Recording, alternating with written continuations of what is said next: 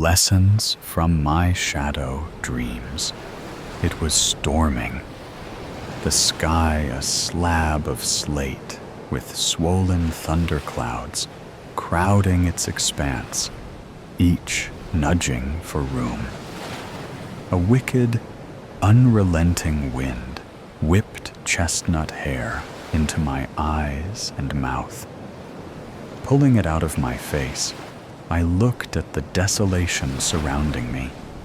Empty air met me in every direction. I don't know where I am, I realize, as the panic starts to set in, and my breathing turns shallow and rapid. On my hands and knees, kneeling on what appears to be sand made from stardust, I take a calming breath and rise until I'm standing. What is this place? Where am I? The last thing I remember is going to bed, my lids shutting to the lavender of my walls as I slowly drifted off to sleep. Not knowing what else to do, I started walking, and that's when the voices began and the shadows formed. At first, it was small. It was subtle. A whisper here, a mutter there, voices that got louder as I trudged on. I struggled against the wind, hugging my arms to myself, each hand gripping an elbow until my knuckles turned white as chalk. As I walked, the black, star-lit sand at my feet began to rise with the wind, forming shadowy figures that strode alongside me, the overlapping voices tumbling from their open mouths.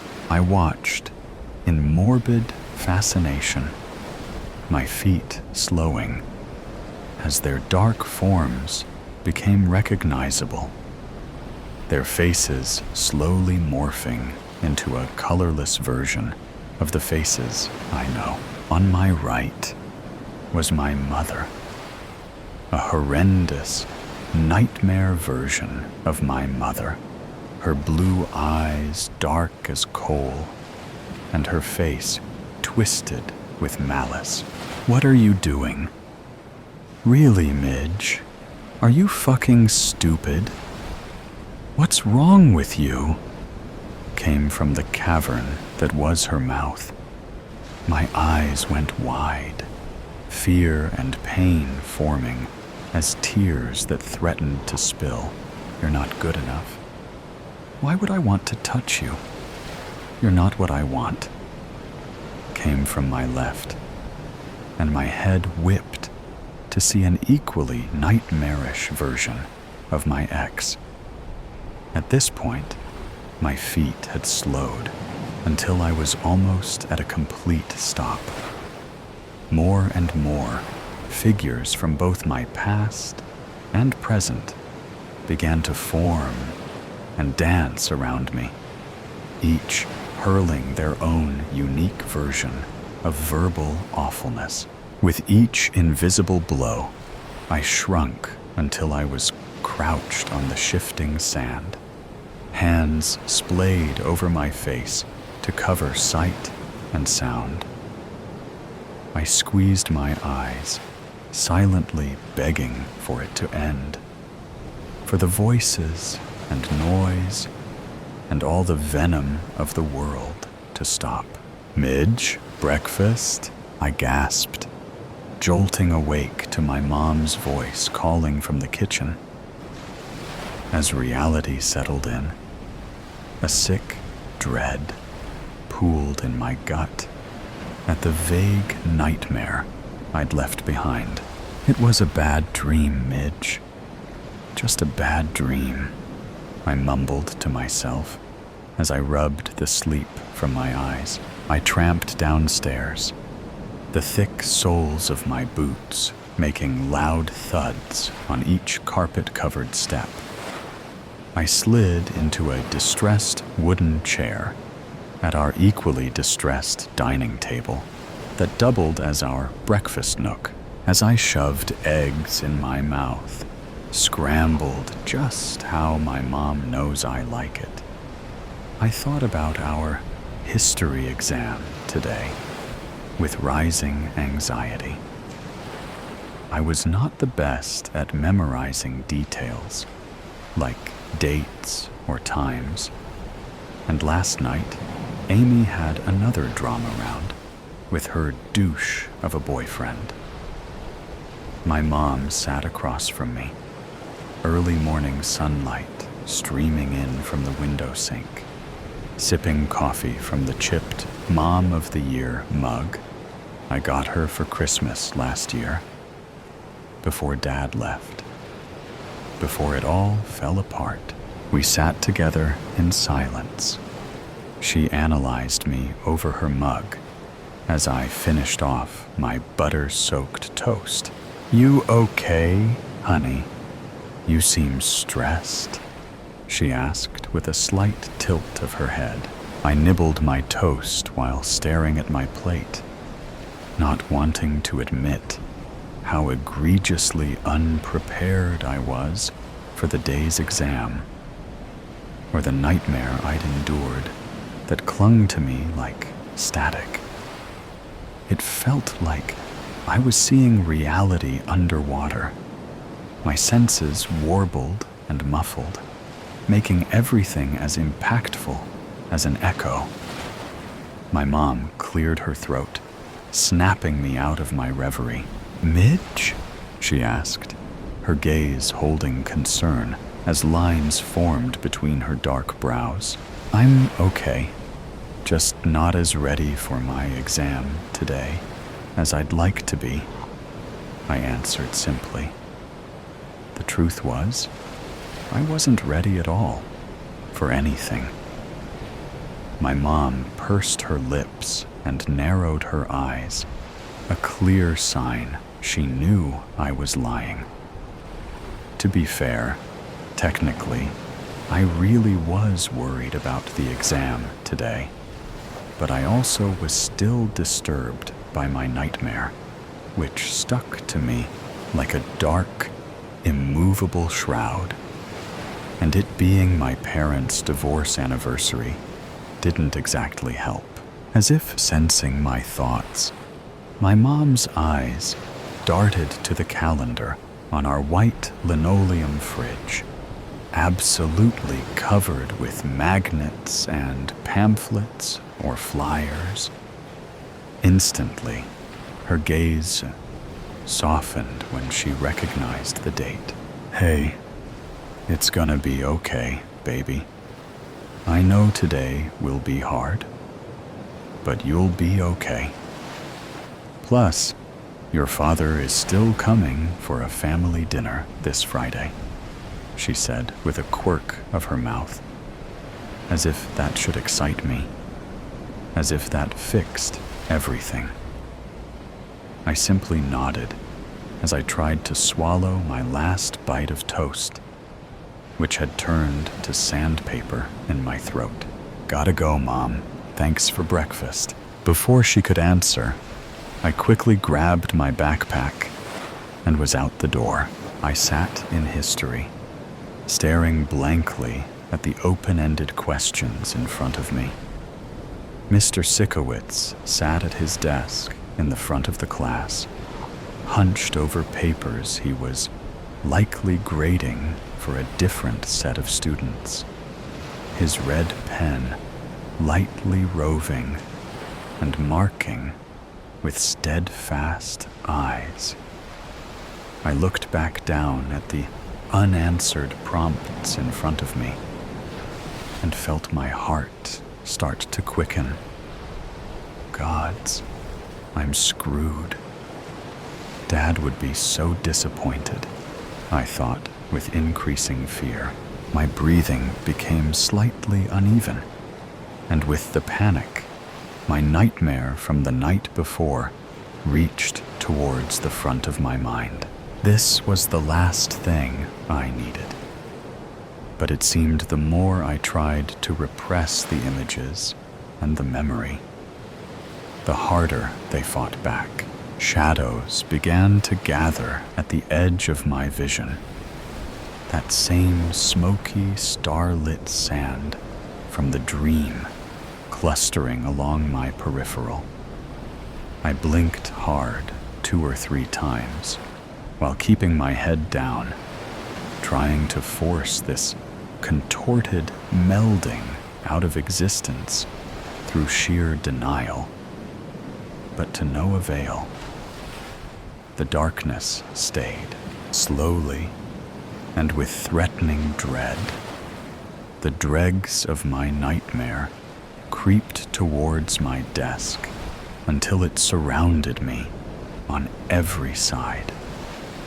I briefly darted my eyes around the room, desperate to find some reaction, any recognition from my classmates of the nightmare unfolding. But I was left wanting. The line between dream and reality was paper thin, blurring further as the familiar wraith-like figures began to swirl upwards and form, then shattered entirely as my nightmare came to life. My mother was again on my right, with a mouth black as pitch and her blue eyes drained of color once more. "What makes you think you can do this, Midge? Answer me, Midge. What's wrong with you? Are you fucking stupid?" she hissed as her ghastly form drifted towards my ear, her teeth gnashing with each syllable. It wasn't exactly the same as the nightmare, but it was damn similar. Now my father, in his trademark suit and tie, took shape in front of me, causing me to flick my gaze upwards. Looking was a mistake.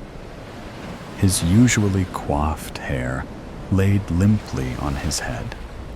His eyes were endless black holes, and he stood with his arms crossed, intimidating and unmovable despite his form.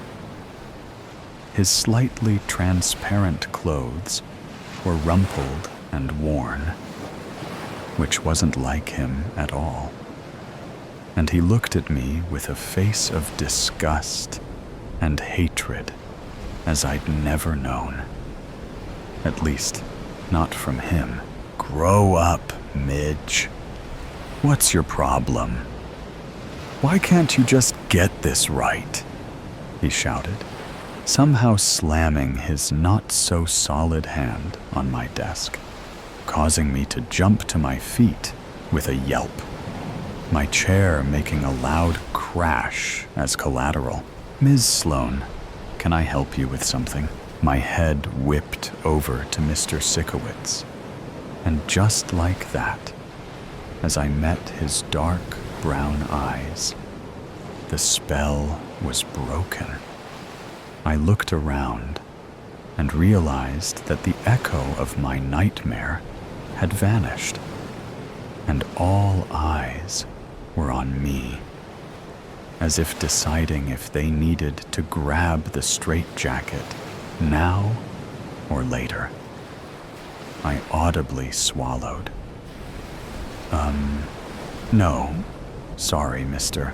Sikowitz," I said, as I haphazardly righted my chair off the ground and sat while keeping my head and eyes firmly down, my dark hair creating a curtain on either side of my pallid face.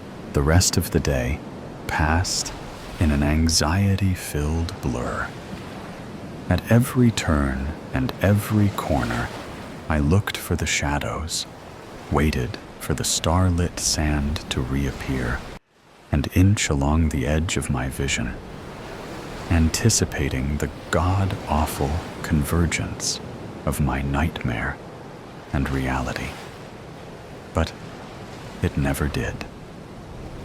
I stared out the bus window on the way home, watching the rain spatter the glass in large, heavy drops. "Hi, honey," my mom hollered from the kitchen when she heard me walk through the door, her voice warm and rich over the cold I felt in my bones, like a homespun blanket. Our house was a pretty open floor plan, with the kitchen slightly sectioned off, but having two large archways on either end of its L-shaped design. I watched her through this opening for a moment, trying to reconcile the nightmare version of her I saw at school with the flesh and blood in front of me. She was currently unloading the dishwasher, and when her hello was met with silence, she turned to look at me, her arm pausing briefly as she made to put away a plate. Her face scrunched, and she immediately put the dish on the counter. "What's wrong, honey? Did something happen at school?" I tried to speak. I tried to open my mouth to tell her about all of it, but nothing would come except tears that began to blur my vision. "Oh, honey," my mom said, as she strode over to me, crossing the distance in 3 or 4 strides due to her unfairly long legs. I let her hug me, soaked up the feeling of being wrapped in her arms, and for a solid couple of minutes, we stood in the entryway like that. I reveled in her warmth, the sensation of her solid arms around me, and memorized every detail that made her real, keeping contact with a hand on my shoulder. She guided me to the couch where we sat, knees angled towards each other. "Honey, what is it?" she asked. I looked at her, and at first I could only stutter. As I struggled to form coherent words, I felt my anxiety and panic start to rise. The shadows were at the edge of my vision again, causing my breathing to turn rapid and shallow. "Honey?" my mom asked, leaning closer. I could barely hear her, barely see her over the pounding of my own heart. "Midge," my mom said, a bit louder now, giving my leg a slight shake as she placed her hand on my knee. The shadows and the darkness were beginning to take shape now, starlit sand rolling across the ground as it crept ever closer. Tears pooled along my lids, causing my vision to blur. Suddenly, warm, soft hands enclosed my face, and my mom's face, my real mom's face, swam in front of me. "Midge," she seemed to say in almost a whisper. Look at me," she said, increasing the pressure around my head. "You are not broken, okay? I don't know exactly what you're seeing, but it's not real, okay? I'm real. I'm here," she said, taking the limp hand from my lap and gently placing it over her heart. I felt the softness of her wool sweater under my fingertips, like touching a cloud made of silk. I focused on her eyes, blue, just like they were supposed to be. "Your mom's right here," Midge, right here. Not that ghoulish thing of nightmares, I thought to myself, as the vile shadow, puppeting as her pushed and crowded closer along my peripheral. That's it, baby. I'm right here. Breathe, honey. Breathe with me. Focus on my voice, on my face. I'm right here, she said with a squeeze of my fingers, as she had removed her hands from my head and was now holding my own in her lap, her gaze unwavering. I took a steadying breath. Just breathe, Midge. That's all you have to do. Just breathe. I counted to 10 as I inhaled, and did the same on the exhale as my mom, keeping hold of my hands, did the same. That's it, honey. Breathe. Just breathe. 10 in and 10 out. You can do this. I nodded, and as I expanded my lungs in and out, feeling my pulse start to slow, blessedly, the shadows began to ebb, receding from the edge of my vision. The grotesque, half-formed versions of my loved ones melting and fading away, bit by bit. By about the 5th or 6th of these exercises, the nightmare was all but gone, the shadows having slunk back to whatever hellish mindscape they belonged to. There she is, my mom said with relief, seeing my eyes clear and the panic gone, a slight smile playing on her lips. I crumpled, burying my head into her chest with small sobs. Oh, honey, she let out softly, stroking the top of my head as only a mom can. Has this happened before? She asked gently. I lied, shaking my head slightly as I kept it tucked into the crook of her arm. Gods, her sweater felt like the softest pillow. I soaked up the comfort. Do you know why your father left? I whipped my head up, pushing out of her arms, taken aback by the subject change. Realizing I wasn't going to answer her, she continued, but her face took on a faraway look, as if trying to see through the smog of time to the not-so-distant past.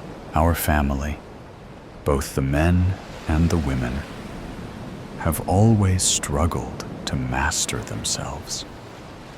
We have the curse of extreme feeling, of intangible emotions strong enough to drown countries. And for some of us, that leaks into our dreams. And then, sometimes, those dreams, usually the darkest of nightmares, leak into our reality.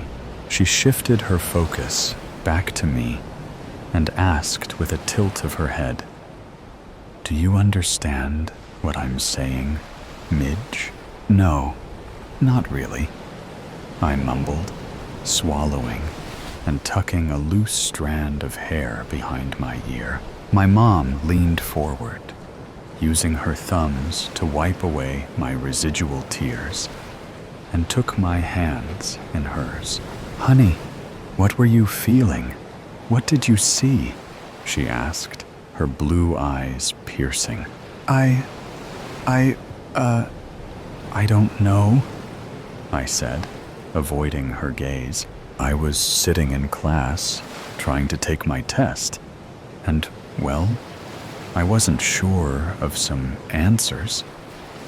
And then I was thinking about Dad, and I panicked. Then the nightmare started. But no one else could see it. Just me. At this, I raised my head to look at her with wide eyes, searching for answers or preparing for a straitjacket, whichever came first. My mom pursed her lips, seeming to debate how much she should or shouldn't say.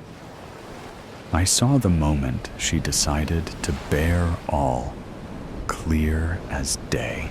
Honey, you were experiencing a moment of extreme emotion, of anxiety and fear, maybe panic. And sometimes those things can make us forget who we are or even where we are. For the few in our family who have a very special heart, our emotions can cause our worst fears or worst anxieties to come to life. It usually takes an extreme or traumatic event. And given today's date, she trailed off, her eyes going distant again. After a moment, with a shake of her head, she returned her attention to me. She made to speak, but I stopped her before she could get a word out. "What happened with Dad?" I asked. My mom silently opened and closed her mouth, clearly struggling with what to say or how to say it. "When it happened to me while I was with your father, he thought I had gone half mad. Mine was a nightmare too, a wretched one that had me crouched in the corner like a rabid animal. Once we learned of our family history and what some of us have to deal with, he decided he didn't want to stay with someone who couldn't trust her own emotions, her own feelings, whose reality and dreams tended to mix and meld until they were one and the same." My mom's voice got progressively softer as she spoke, until it was barely above a mere whisper. "I'm so sorry, Mom," I said, taking hold of her hands and squeezing her palms. "That's all right, sweetie," she responded with a grimace, tucking another strand of chocolate brown hair behind my ear. "You know why?" Her eyes twinkled mischievously. My brow scrunched as I tried to find anything good in what had so far transpired, or what I'd been told. "Because," my mom said, clearly seeing I was coming up empty, "it's not just the bad dreams our hearts can bring to life." She smiled, placing a hand upon my cheek, rubbing small circles against my skin with her thumb. "It's the good ones, too. A price to pay. I should have known better. As cliché as it sounds, nothing in life is ever free." It all started with my dream trip. We were bouncing down the streets in the French Quarter to the tune of live horns blaring and drums pounding, forcing this mystical string of rhythm that shivered up from my toes to my hips. I had over-elaborated in mixed spirits with colors of red, orange, and green, doused in crushed ice. I had saved up an entire year for 3 whole days of fun, the ultimate girl trip. Now here I was, trapped in this padded room, all by my lonesome. It's better this way for everyone, at least in my opinion. Now back to how I got here. I digress. I promise it will make sense later on. Anyways, we were partying with all the other thrill seekers. The weather was perfect. I mean, it was hot, but that's what you want in July in New Orleans. Hot, humid, and rainless. Everybody was spreading Southern love. Gold, silver, purple, and green beaded necklaces rained down like candy from a kid's pinata. It didn't matter if you raised your top or not. The love for tourists was overflowing. The street vendors were making their rounds as well, so quick and elegant, with the words that rolled off their tongue. It was like they were singing you a nighttime lullaby, weaving a spell of sweet nothings and joy. Little did I know, that is exactly what they were doing. I have never thought of myself as an overly superstitious person. I say overly because I did avoid having my feet swept and never opened an umbrella in a building or house. Outside of that, a black cat was just a black cat. I didn't believe in witches, shamans, witch doctors, or black magic. I understood the undertones of voodooism in the bayous of Louisiana. I took a mythology class during my undergraduate studies. I even did a research paper on it. I knew a good story when I heard one. And that is exactly what they were. Stories. I digress. My attention was drawn to a street vendor that had his face painted in gold.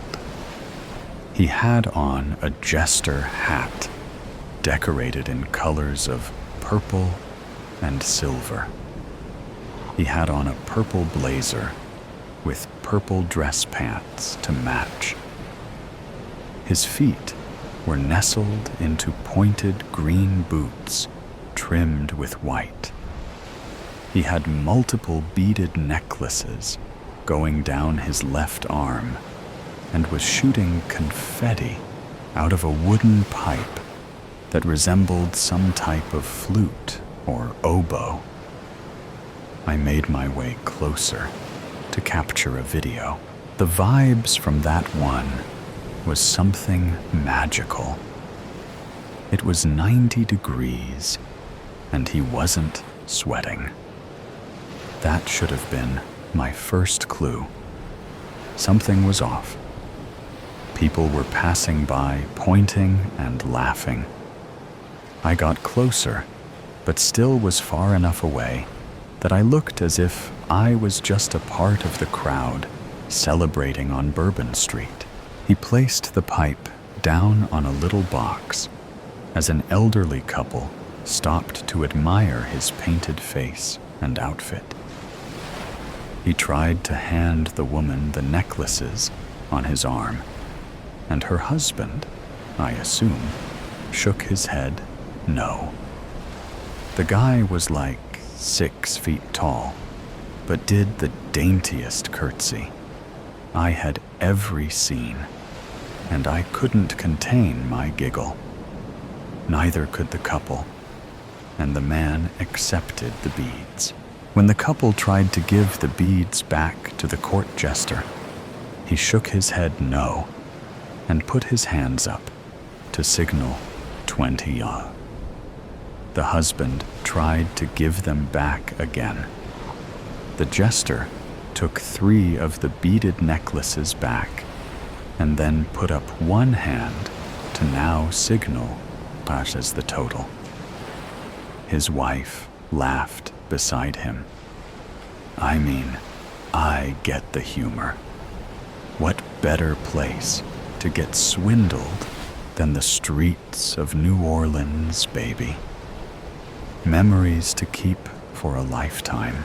He gave the hustler the money, and then they bounced down the street. I had recorded the entire scene on my phone, and when I looked up, we had made eye contact. I felt almost locked in his trance. The beginning of my demise. I looked down at the stupid, tarnished rose gold ring with the blue opal stone that was now trapped on my finger.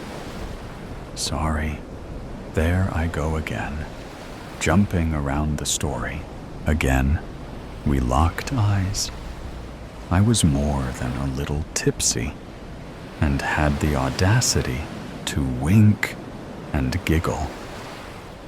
He put his confetti flute back to his mouth and blew in my direction. He wasn't going to hustle me, and that was for sure. I know how it works. The group I was with shifted, and somehow we got closer to him and his show. This time, when he blew, confetti made it onto my shirt. He had a cheering audience now. The air smelled of booze, sweat, and cigarette smoke, mingled with hints of too strong cologne here and there. But that did nothing to deter the crowd. He presented a new sleeve of beaded necklaces in multiple colors. The flute pipe went back to the box. People were so drunk that they were totally fine with paying price for necklaces you could get from the nearest dollar store. But not me. They were being thrown from balconies for free. I couldn't hide the skepticism from my eyes. I loved the camaraderie, but no scams will empty my pockets this day. He locked his eyes with mine again, and then moved towards me. This time, he grabbed my hand and twirled me around in a circle to the beat of the live music that was playing in the streets. My cheeks were aching from smiling so hard, but I was not going to fall for his swindle. My friends were cheering me on in the background, happy that I was finally letting my hair down. I was a little dizzy from the alcohol and the spinning. The jester then enclosed my hand in both of his, and when he pulled back, there was a ring on my finger. I don't know how he did it, but I wasn't paying for it. "Take it back!" I screamed over the music and noisy patrons. He shook his head no and put up his hand to indicate $25. I laughed and repeated myself. He changed it to $15. His light brown eyes seemed amused by my defiance to be swayed to part with my hard-earned money for a ring I could have gotten from a bubblegum machine. To be honest, I had already been hustled when I went to the marketplace the day before and paid $75 for an ugly dress because I was sold a dream. He went down to $10, and he almost had me until a lady behind me said that she would buy it for $25. I tried to take it off my finger to give it back, but he stopped me and gave me a huge smile. His teeth were about the prettiest I had ever seen, complementing his gold-painted skin. He really looked like he was out of a painting. He had a broad nose, and he had a set of long lashes that any woman would be jealous of. A handsome fellow, he definitely was. Again, not a bead of sweat, and his skin was flawless. He nodded, and then pressed his lips to the back of my ringed hand before shaking his head at the woman, and spoke. "This here trinket is for the one who doubts the ways of the bayou. She has been chosen," and then gave her a beaded necklace instead. I felt a flush of heat go over my entire body. The accent made it sound so poetic. Everyone continued to cheer him on until all the necklaces were gone. And then that was that. Or so I thought. He turned back to me and winked. As we all dispersed, my party and I made our way down to the end of Bourbon Street. And when it was time to go back up, I tried to take the ring off my finger to give it back, but I couldn't get it off.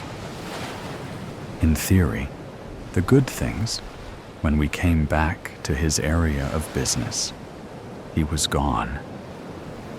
Little did I realize then that he meant what he said when I was chosen. All that was left in his spot was an empty box and pieces of confetti that littered where he once stood. No matter how many times I replayed it in my mind, I still can't figure out the pivotal moment when I chose my fate. Or better yet, my fate was chosen for me. Why me? No matter how hard I tried, I couldn't get this stupid ring to come off. At the time, I thought it was all of the salty food and alcohol I consumed on the trip. But when we made it back home, it was still glued to my ring finger.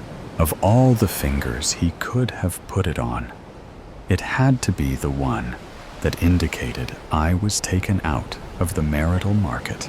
Like I said before, I have never been an overly superstitious person.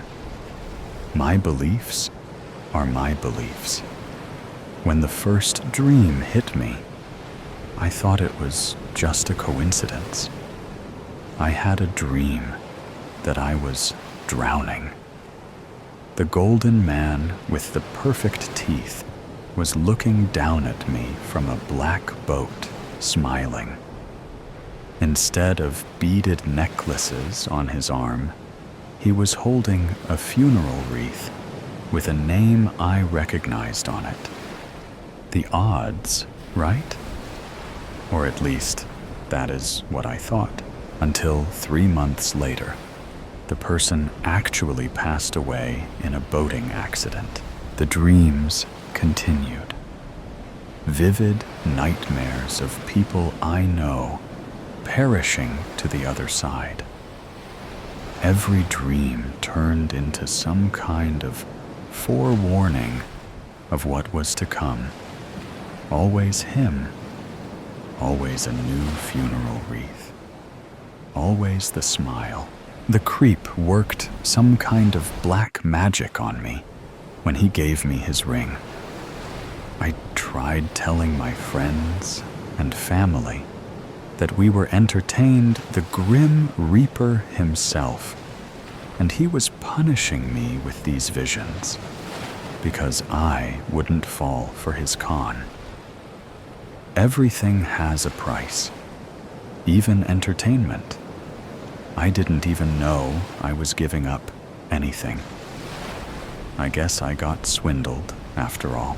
The group that went with me had no recollection of the gold-painted man with a jester hat on his head. What they did remember is me getting into a rather large argument with a stranger about the origins of voodoo, and screaming that the natives of New Orleans' beliefs are based loosely on fairy tales, and that I apparently offended a lot of people. Even if that was the case, no one could tell me how the ring came to be on my finger. The video that I thought I had recorded when he was hustling the elderly couple had disappeared from my phone. The first professional I saw for the prophetic dreams told me I worked too hard, and maybe I needed to take some time off and stay away from alcohol. They had me complete all these different tests to prove that I was in my right mental state. In the midst of it, no one could get this stupid ring off my finger. By the time I got to the fight professional, I was told that maybe I should just keep my intrusive thoughts to myself. And death was a part of life, and try to live in a normal manner. I see death. I don't want to see it, but I still was able to see it all the same. I was cursed by a New Orleans jester, all because of the difference of opinions. If only I could go back, I would have definitely said no to that first drink and kept a clear head the entire, instead of being doomed to a room of padded walls because everyone thinks I lost my mind. Here I was, safe. But let's go back to the beginning. Forever Christmas. Roscoe, get off. Get off me. Get off, you crazy pup. My mangy mutt wakens me with a slobbery good morning before getting in a round of zoomies. I love him, but I'd also like to murder him.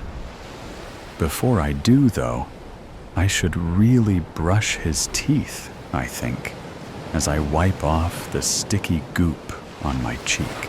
Hey, hun, are you awake? Lorraine, my wife, pops her head in the door, a festive robe tied around her. Wait, it's Christmas, covered in dog slobber. You forget to shut the door? I chuckle. Oops. She smiles back, the same one I fell in love with 11 years ago. I'd been a bit cynical about the whole true love thing in my youth. And then Lorraine bashed down all resistance with one glance. Can you watch the kids for a sec? They're already going crazy, waiting to open presents, she says. They're not the only ones, I reply. Then, lowering my voice so as not to ruin the magic that is an old man slithering his way down your chimney, I can't wait to see the look on Nick's face when he unwraps the falcon. Lorraine slides over to me and kisses me. Merry Christmas, baby, she whispers in my ear. It brings an overwhelming sense of comfort, but somewhere in me, I feel an unusual pang of despair. She slaps my butt and tells me to get up. The feeling retreats as I roll out of bed and throw on some loungers, excited to rile up Nick and Lily. I stomp my way downstairs. Ho, ho, ho, Merry Christmas, I say, giving my best Kris Kringle impression. Daddy! They both scream out, their mother's smile plastered across their face. "Look under the tree," shouts Nick. "Daddy, Santa ate all our cookies," counters Lily.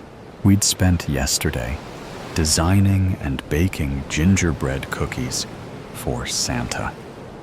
It is Lily's favorite. Since she was 3, we'd all designed a dozen gingerbread cookies, 5 of which were subsequently judged to be the plate cookies by Lily. She would walk confidently around each tray, carefully inspecting each cookie, letting out a scientific every now and then, before carefully selecting a cookie from each tray. One tray would have 2 cookies selected from it, upon which Lily would congratulate that person as the winner. "Did he, Lil?" I pick her up and place her on my shoulders and skip into the kitchen to check myself. Well, would you look at that? The man didn't leave a crumb behind. After wrapping all of the gifts, Lorraine and I always share a glass of wine and share the plate cookies. Lorraine, cookie in mouth, glass in hand, walks around to inspect my wrapping, criticizing my bungled tape job. "Well, we'll just tell the kids that Santa had the elves in the training work on these ones," she teases. "Oh, come on. I've gotten so much better. Look at that one in the center. It's pristine," I say. "Honey, that one is mine." She kisses me on the cheek and curls up on the corner of the couch with me after snagging the last cookie from the tray. "I was gonna have that," I say. "Cookies are for those who can wrap. Sorry. You better give me that cookie right now," I say. Lorraine gives me a side eye before taking another bite. I wrap my arm over her shoulder and try to grab it out of her mouth, but she dodges me and scooches her way to the other end of the couch. "Don't you take one more bite." She moves it slowly toward her mouth, opening wide. I grab her ankle and pull her toward me. Lorraine erupts with a giggle, still managing to hold the cookie out of my reach. I grab her arm and crawl toward her until I can pin her arm down and lean over to take a bite of the cookie while it's still in her hand. Thank you, babe." I lean down and take another bite. "Fine, you can have it. Just let me go." I grab it from her and retreat to my side of the couch, making a show of eating the cookie, smacking my lips and swishing it down with a swig of wine. Lorraine kicks at my legs, smirks, finishes her glass of wine, and leans back into me. The house is silent. The kids long asleep. Wind sweeps gently outside as snow continues to fall, as it has throughout the day. Stockings hang above the lit fireplace, cane-shaped M&Ms, paint sticks, and Hot Wheels cozied up inside, waiting to be spilled across the floor tomorrow before being tossed aside for the next gift. Roscoe huffs in the corner, clearly displeased that we're up past his bedtime. Lorraine and I stay wrapped around each other, enjoying the silence that is so rare during the holiday season, and doze off until we awake sometime in the middle of the night and mosey to bed. The peace and warmth I felt last night feel so much more distant, and I get an urge to hold my wife. Lily is still staring in amazement at the empty plate. Something about it looks off. The red is no longer a merry holiday red, rather a crimson blood that paints Santa's sleigh and dyes his bag of presents.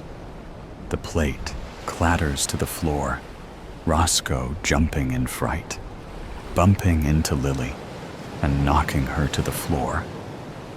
Lily starts to cry out as Lorraine pops into the kitchen behind me.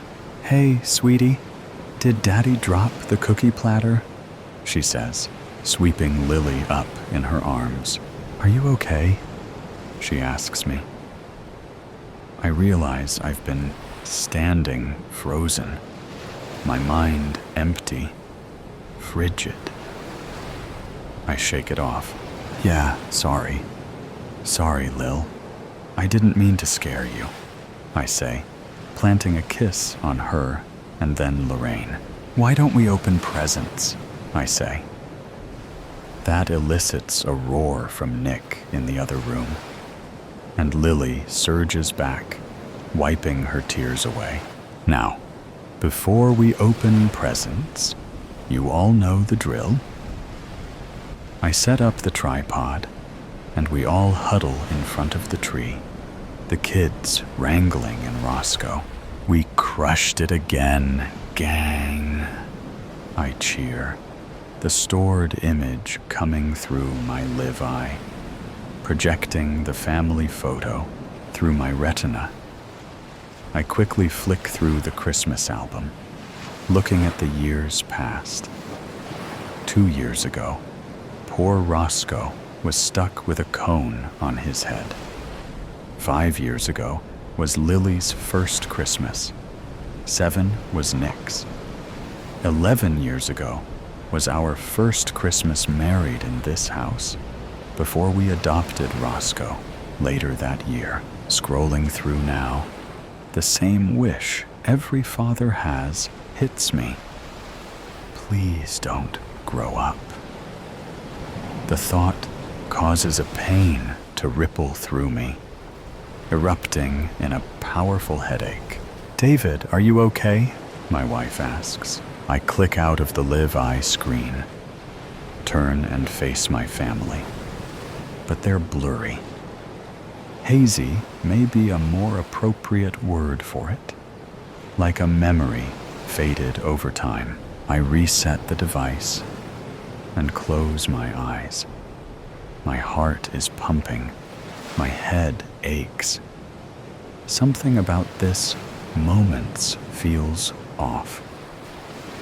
A thought beats at the back of my head, but like a weighted box, it refuses to rise to the surface. By the revulsion coursing through my body, I'm not sure I want to know what's inside. The device resets, and I open my eyes. I exhale. The beating in my head subsides. Lorraine wraps her arm around me, no longer in a haze. "Sorry, I just got the worst migraine. Things went blurry for a second," I admit. "There's some aspirin in the kitchen. I'll get you some," she says. "No, it's okay. It's gone." My live eye may have glitched. I grab her arm and pull her back in toward me. "Okay, what are we waiting for? Let's open these presents." The day flashes by in a flurry of ripped up shreds of candy cane and elf-decorated wrapping paper, cut plastic ties that restrain action figures in their boxes, and chocolate-greased candy wrappers as the kids fuel their excitement with sugar trips. Lorraine works at preparing a late Christmas lunch, Roscoe providing assistance, mopping up the floor. I spend the morning putting together race car tracks, helping Lily begin her Lego dollhouse foundation, and clearing the mess of my critized wrappings that inevitably cover the floor in pieces. "Dad, I want to fly the drone," says Nick. The highlight of my morning was watching Nick unwrap the gift he'd been talking about all year, a Falcon 1 safety drone. It was a beginner drone with limited flight range and capabilities, designed to spark kids' interest in flying and racing. Parental controls enabled limitations on range, so we could limit flying to just our backyard and at a relative minimum altitude. I already planned on breaking those rules, but for his mother's sake, they provided assurance that he wouldn't crash into the neighbor's window. "Fair. I know, buddy, but it's missing a part. We'll have to go to the store." I help Lorraine set the dining room table, my stomach growling at the aromas drifting in from the kitchen. I can't help but feel like I haven't smelled a home-cooked meal in some time, and I almost get emotional when Lorraine sets the ham down in the center. This isn't my life. This life is filled with love and hope, like the Hallmark holiday movie that plays in the background. Something rattles internally. The box, weighted down, chains jangling, screaming to break free. I swear I hear whispers, someone calling my name, penciling. "I can take you tomorrow. I need to pick up your sister's glasses. But we have to go early. David, you're still good to meet with the guy coming to take a look at the leak tomorrow, right?" asks Lorraine. Sorry, I ask, startled back into the moment. "The leak. You can stay here while I take the kids tomorrow morning. We need to get it fixed before Aunt Janie comes to visit." "Oh, yes, sorry. I'll be here, don't worry," I say. She gives me a look of concern, and I get a feeling again, like this moment is almost right, but not quite. As if someone shoved a couple of pieces of a different puzzle into this one, so that from a distance it looks correct, but up close it's clear the image is tainted. I down a couple of glasses of wine as we dig into the feast, which seems to ease the lingering tension inside me. The rest of the day is spent in a shower of giggles and roarous cries, spending the night ramping Hot Wheels with Nick and drawing pictures with Lily. We cap off the night with a board game frenzy. Nick wins twice at Candyland. Lorraine and Lily team up to take Nick and I down at Scrabble Jr., and I win. Sorry. I feel as if I've won an Olympic medal when my final piece lands home. There's a crack in the board across the word, imitating my own feelings. Looking at it causes the box to rattle more violently, and I'm relieved when Lorraine tells the kids it's bedtime. I stay downstairs while Lorraine gets the kids into bed. Christmas Stories for Kids lays on the coffee table. The night was supposed to end with me reading it to the kids before slowly backing out of the room, exhausted from the day, but overwhelmed with the sense of comfort and security only family can provide. It ended with me crawling into bed with Lorraine, already sound asleep. It ended with a sorry board in pristine condition, a puzzle appropriately assembled. Tonight, however, it ends with me falling asleep on the couch. Roscoe, get off. Get off me. Get off, you crazy pup. Roscoe's covered me in droll again. I must have made my way up to bed in a sleepy stupor last night. Hey, hun, are you awake? I glimpse Lorraine's festive robe. It's Christmas. A crippling pain erupts in the center of my head. Whatever weighted down my box shakes free with the eruption, and it begins to rise to the surface. I'm scared of what's inside. It remains closed, the pain increasing as it continues to rise. Whatever's inside is shaking, begging to escape. It knows that this reality is wrong, tainted.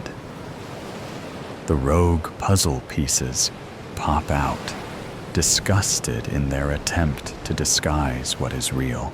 The box shakes with such violence now that I swear it jostles my own body. David, can you hear me? Let's get a... The voice trails off, but the hand attached to it touches my arm, and it's only then I realize it is my body shaking. I'm trapped between two realities, but my mind refuses to accept either. The box is almost to the surface, and it's now I realize it contains death. I plead for it to remain unopened. I feel a pinch in my arm, a physical pain barely perceptible in the mental torture about to be unlocked. Then a warmth starts to spread, outward from the pinch, up my arm, and through my chest. It makes it to my head just in time to weigh the box back down once more. I'm trapped in limbo. One direction tortures me with what was. Another tortures me with what is. Time passes. Voices fade in and out. Appreciate you accommodating us on short notice and during the holiday. Yes, well, it's been disturbing how many cases are turning up. Anything we can do to help you combat it, we're happy to help. This is him? Yes, David Groggins, age 43. Police found him unconscious in Reynoldsville 3 weeks ago. Medical tested him then. He consumed it? Yes. Tripodiazolethol was found in his system. Heard they're calling it glitch on the streets. Is that right? Glitch, bug, defect, crash. It seems to only have found its way into methamphetamines at the moment, and we hope to keep it contained. Easier to track one drug supply over many. I read his file. History of drug abuse ever since his family died in a car crash. Day after Christmas, no less. Well, if your reports are accurate, it certainly helps us understand this drug's intent a bit more. Yes, additional testing is needed, but we're 90% sure he's been reliving the day before the crash. Christmas Day, 4 years ago tomorrow. We are not quite sure how it works.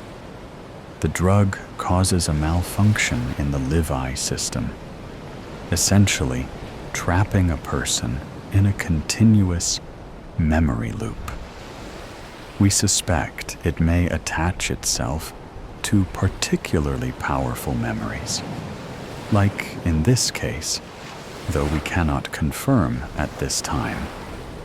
We were able to perform an autopsy on one victim a week ago. Damage to the hippocampus and frontal lobe were observed. Preliminary reports suggest those affected might know they're trapped in a memory, that they may experience what may be described as glitches throughout the memory itself. For this man's sake, I hope he doesn't know. Tomorrow's Christmas. Let him have Christmas with his family again. The call scene. A rainy evening. Thunder rumbles in the distance as rain taps steadily against the window of a modest apartment. The dim lighting casts long, restless shadows across the room.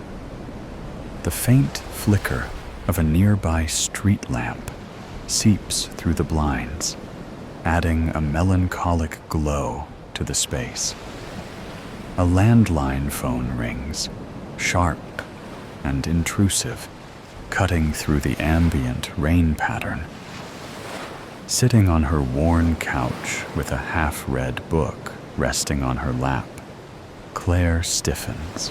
She glances at the phone, her heart thumping at the unexpected sound, as if it doesn't fit into her tranquil evening. After a moment's hesitation, she picks it up. Claire, hello? The line crackles faintly, followed by a pause so long it feels static. Then, a calm and deliberate voice speaks. Stranger, is this 555-3248? Claire. Yes, who is this?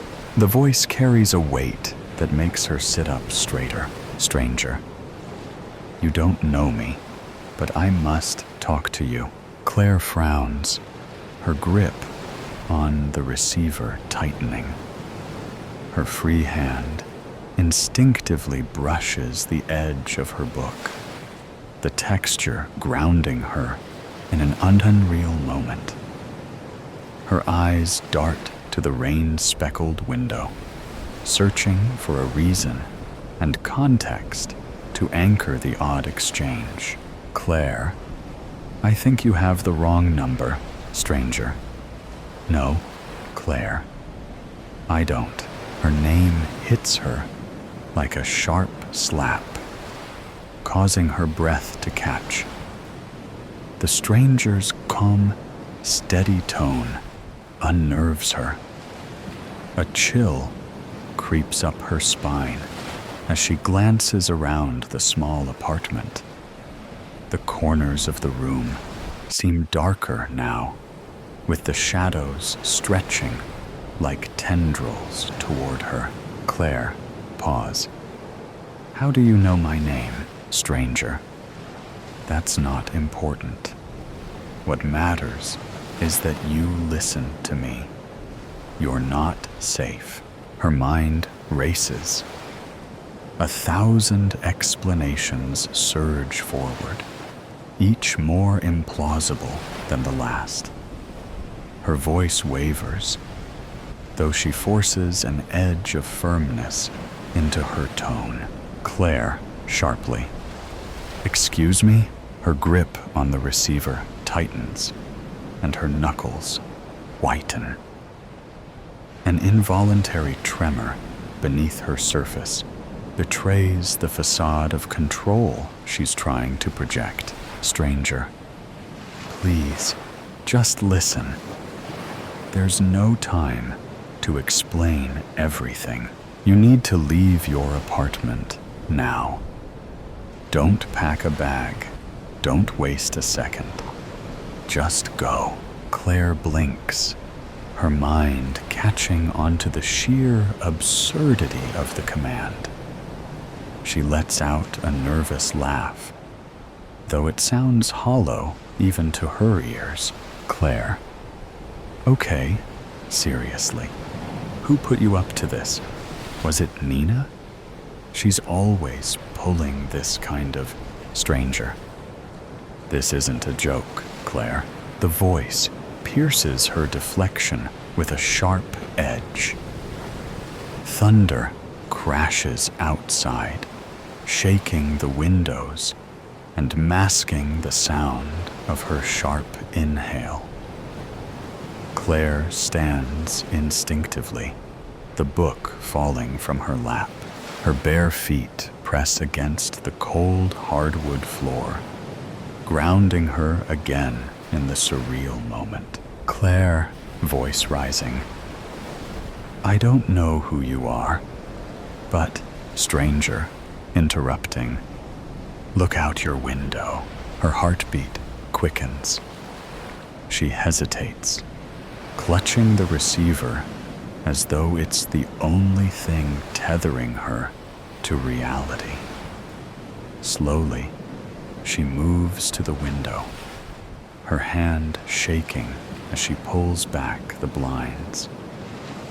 The street below is drenched in the rain, but her eyes immediately land on a figure standing across the street, motionless under the flickering light of a street lamp.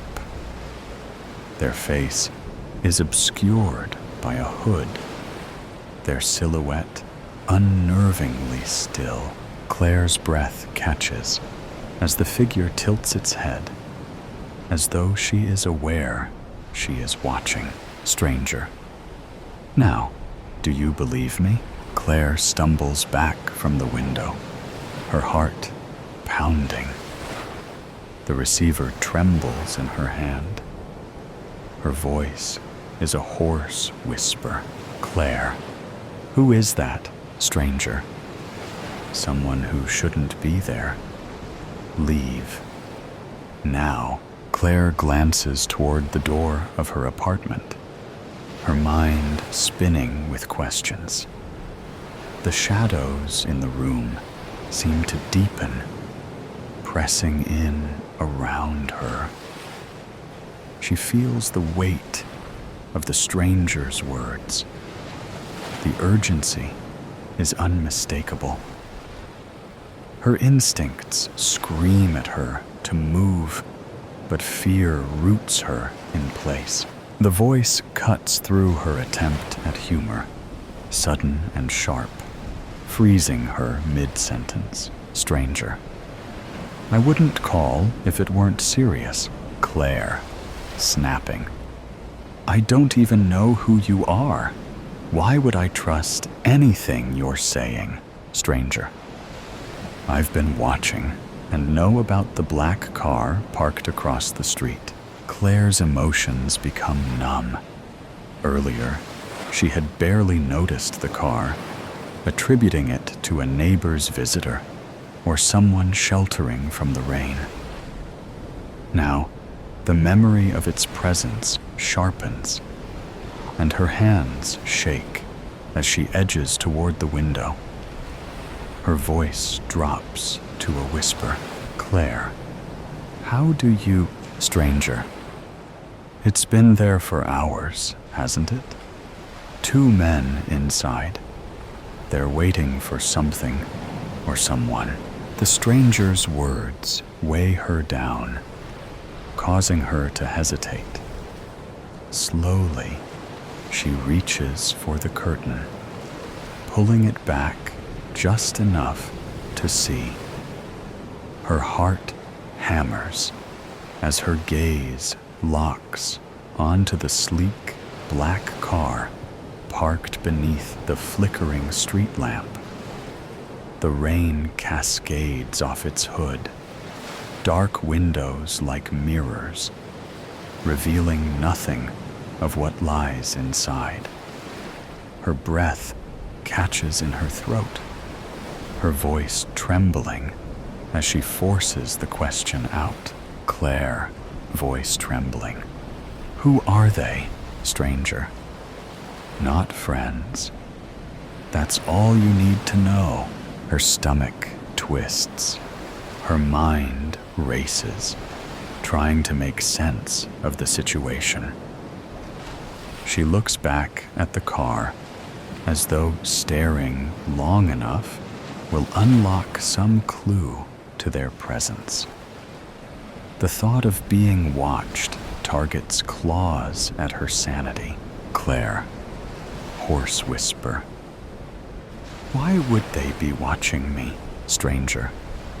You have something they want. Or maybe someone you know does. It doesn't matter. People perceive you as a solitary figure. Her vision blurs with rising panic. She steps back from the window, her hand gripping the curtain, as though it's the only thing keeping her upright. Her eyes dart around the apartment, scanning the familiar clutter. Her jacket slung over a chair, an unopened stack of mail on the kitchen counter, and the half-empty glass of wine on the table, as if the answer might be hiding there. But nothing makes sense. Claire, frantic. I don't understand. I'm just an office manager. I don't. Stranger, interrupting, firm. Claire, focus. You're wasting time. Leave now. Take the fire escape. Don't use the front door. Her head spins. The idea of fleeing overwhelms her senses. Rain drums against the window, matching the frantic beat of her heart. She stumbles toward the couch, snatching up her phone and keys, her voice rising in a desperate plea. Claire, shaking her head. And go where, stranger? Anywhere but there. Head toward the train station. Don't stop until you're in a crowded place. She freezes, gripping the phone tightly, her knuckles white. Her voice drops to a whisper, tears threatening to spill. Claire, choking. I don't know if I can trust you. The line goes silent for a beat, but when the voice returns, it's colder, steelier, a warning, laced with urgency. Stranger, you don't have to trust me, but if you stay, they will come inside, and they won't knock. The words struck her deeply. A fresh wave of fear courses through her as a sound cuts through the rain. A distant car door shutting. Claire's breath hitches. She turns back to the window, pulling the curtain aside just enough to see a shadowy figure step out of the black car. Another figure follows, their movements deliberate and synchronized. One figure adjusts their coat, and for a fleeting moment, she notices the gleam of something metallic at their side. Stranger, urgently. Claire, go now. Her breath tightens in her throat. The phone slips from her hand, clattering onto the table as adrenaline takes over. She bolts for the window, leading to the fire escape, fumbling with the latch. The rain hisses against the glass, and the faint hum of voices from the street grows louder. She freezes as a sharp knock echoes from the front door. It's noisy, firm, and final. The sound reverberates through the apartment like a countdown. Stranger, from the fallen receiver, faint. Don't look back. Just run. The rain outside grows heavier, drumming against the window, as if urging her to act. Claire stands paralyzed, her feet rooted to the floor, and her mind caught between disbelief and the suffocating weight of fear. Claire, growing frantic, picking up the phone. Wait, I need more than this. I need answers. Who are you? How do you know all of this? There's a long pause on the other end. The silence is so profound that she can hear her shaky breaths. When the voice returns, it's softer, almost regretful. Stranger, someone who owes you a debt. A big one. Claire, confused. A debt? I don't even know you. Stranger, you don't remember, but you saved my life once. And now, I'm saving yours. Her thoughts whirl, memories colliding in her mind like shattered glass. Fragments of the past flash before her. Small acts of kindness, fleeting interactions with strangers. But then, one moment stands out. Years ago, she pulled an injured man out of a wrecked car on a rainy night like this one. The metallic tang of blood, the desperate sound of his gasps, and her trembling hands pressed against his wound until paramedics arrived. His face, pale and bleeding, swims into focus in her mind. Claire, voice shaking. Is this about that car accident? Were you? Stranger, firmly. There's no time for questions. Go now, Claire. I'll call you again when it's safe. The phone clicks, the line going dead. The finality of the sound lingers in her ears.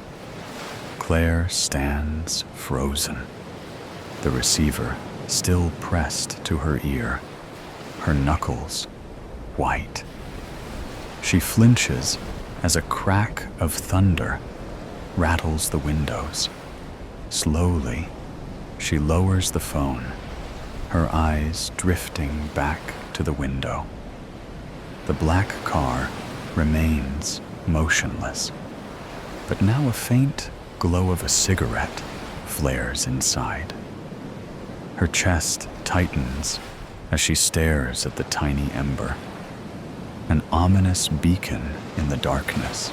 Claire, to herself, whispering, "What the hell is going on?" Suddenly, a faint creak from the hallway shatters the silence. Her heart leaps into her throat, her breath catching. She spins toward the sound, her eyes wide and searching. The noise could be anything.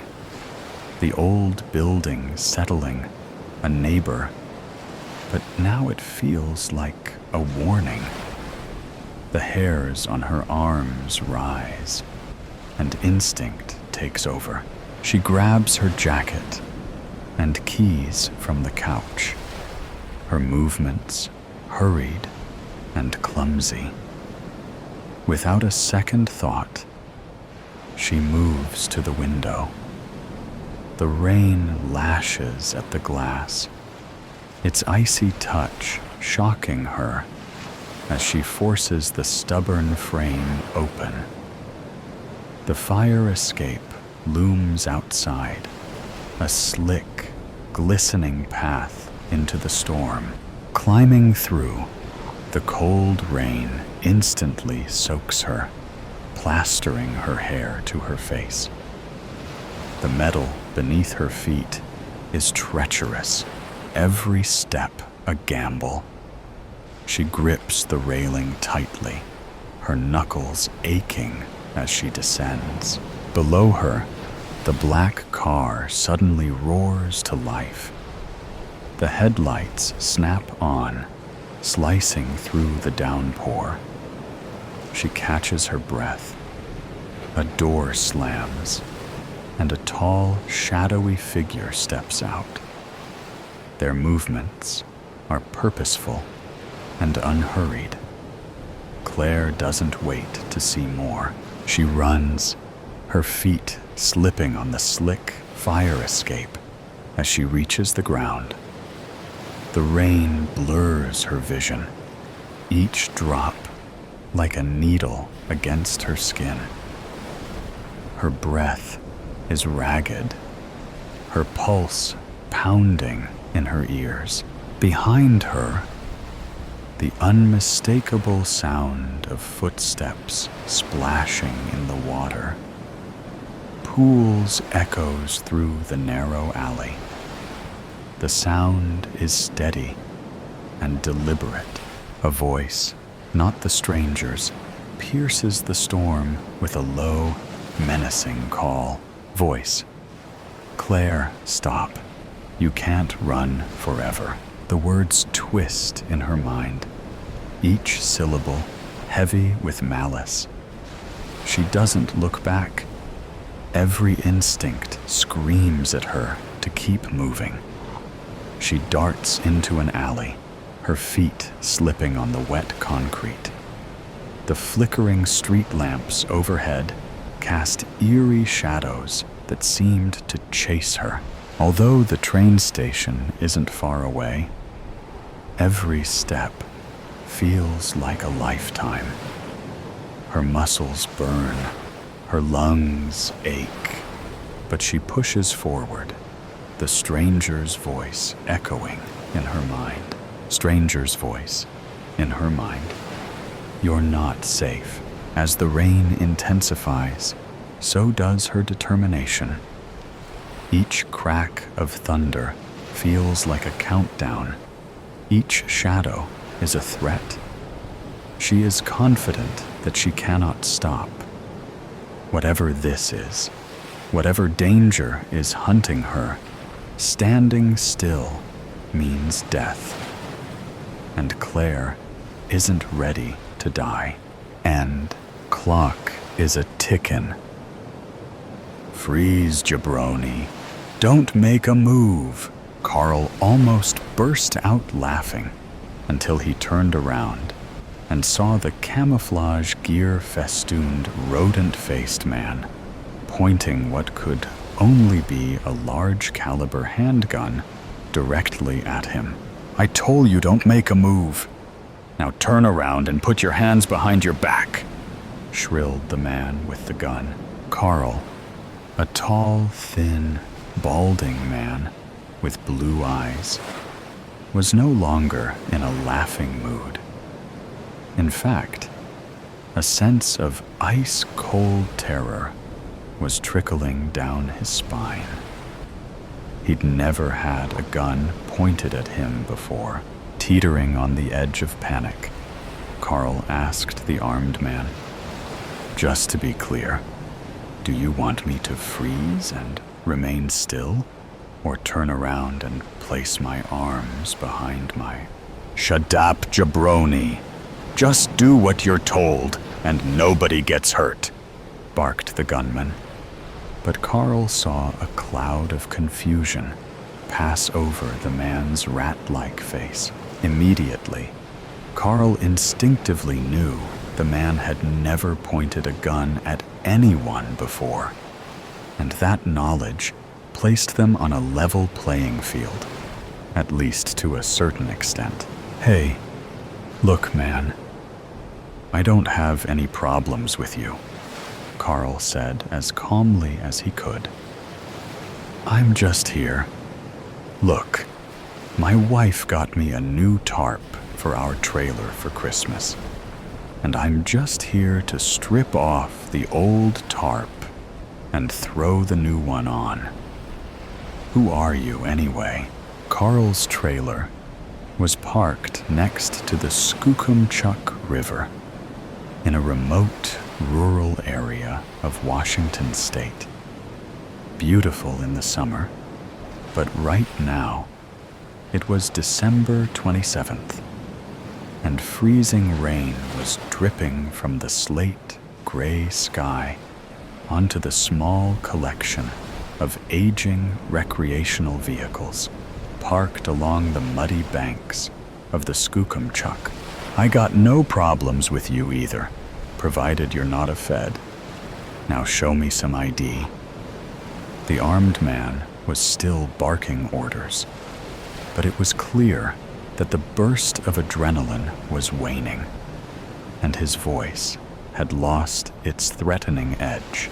Quit pointing that gun at me, and let me get my driver's license, okay? What's your name, anyway? And what are you doing here?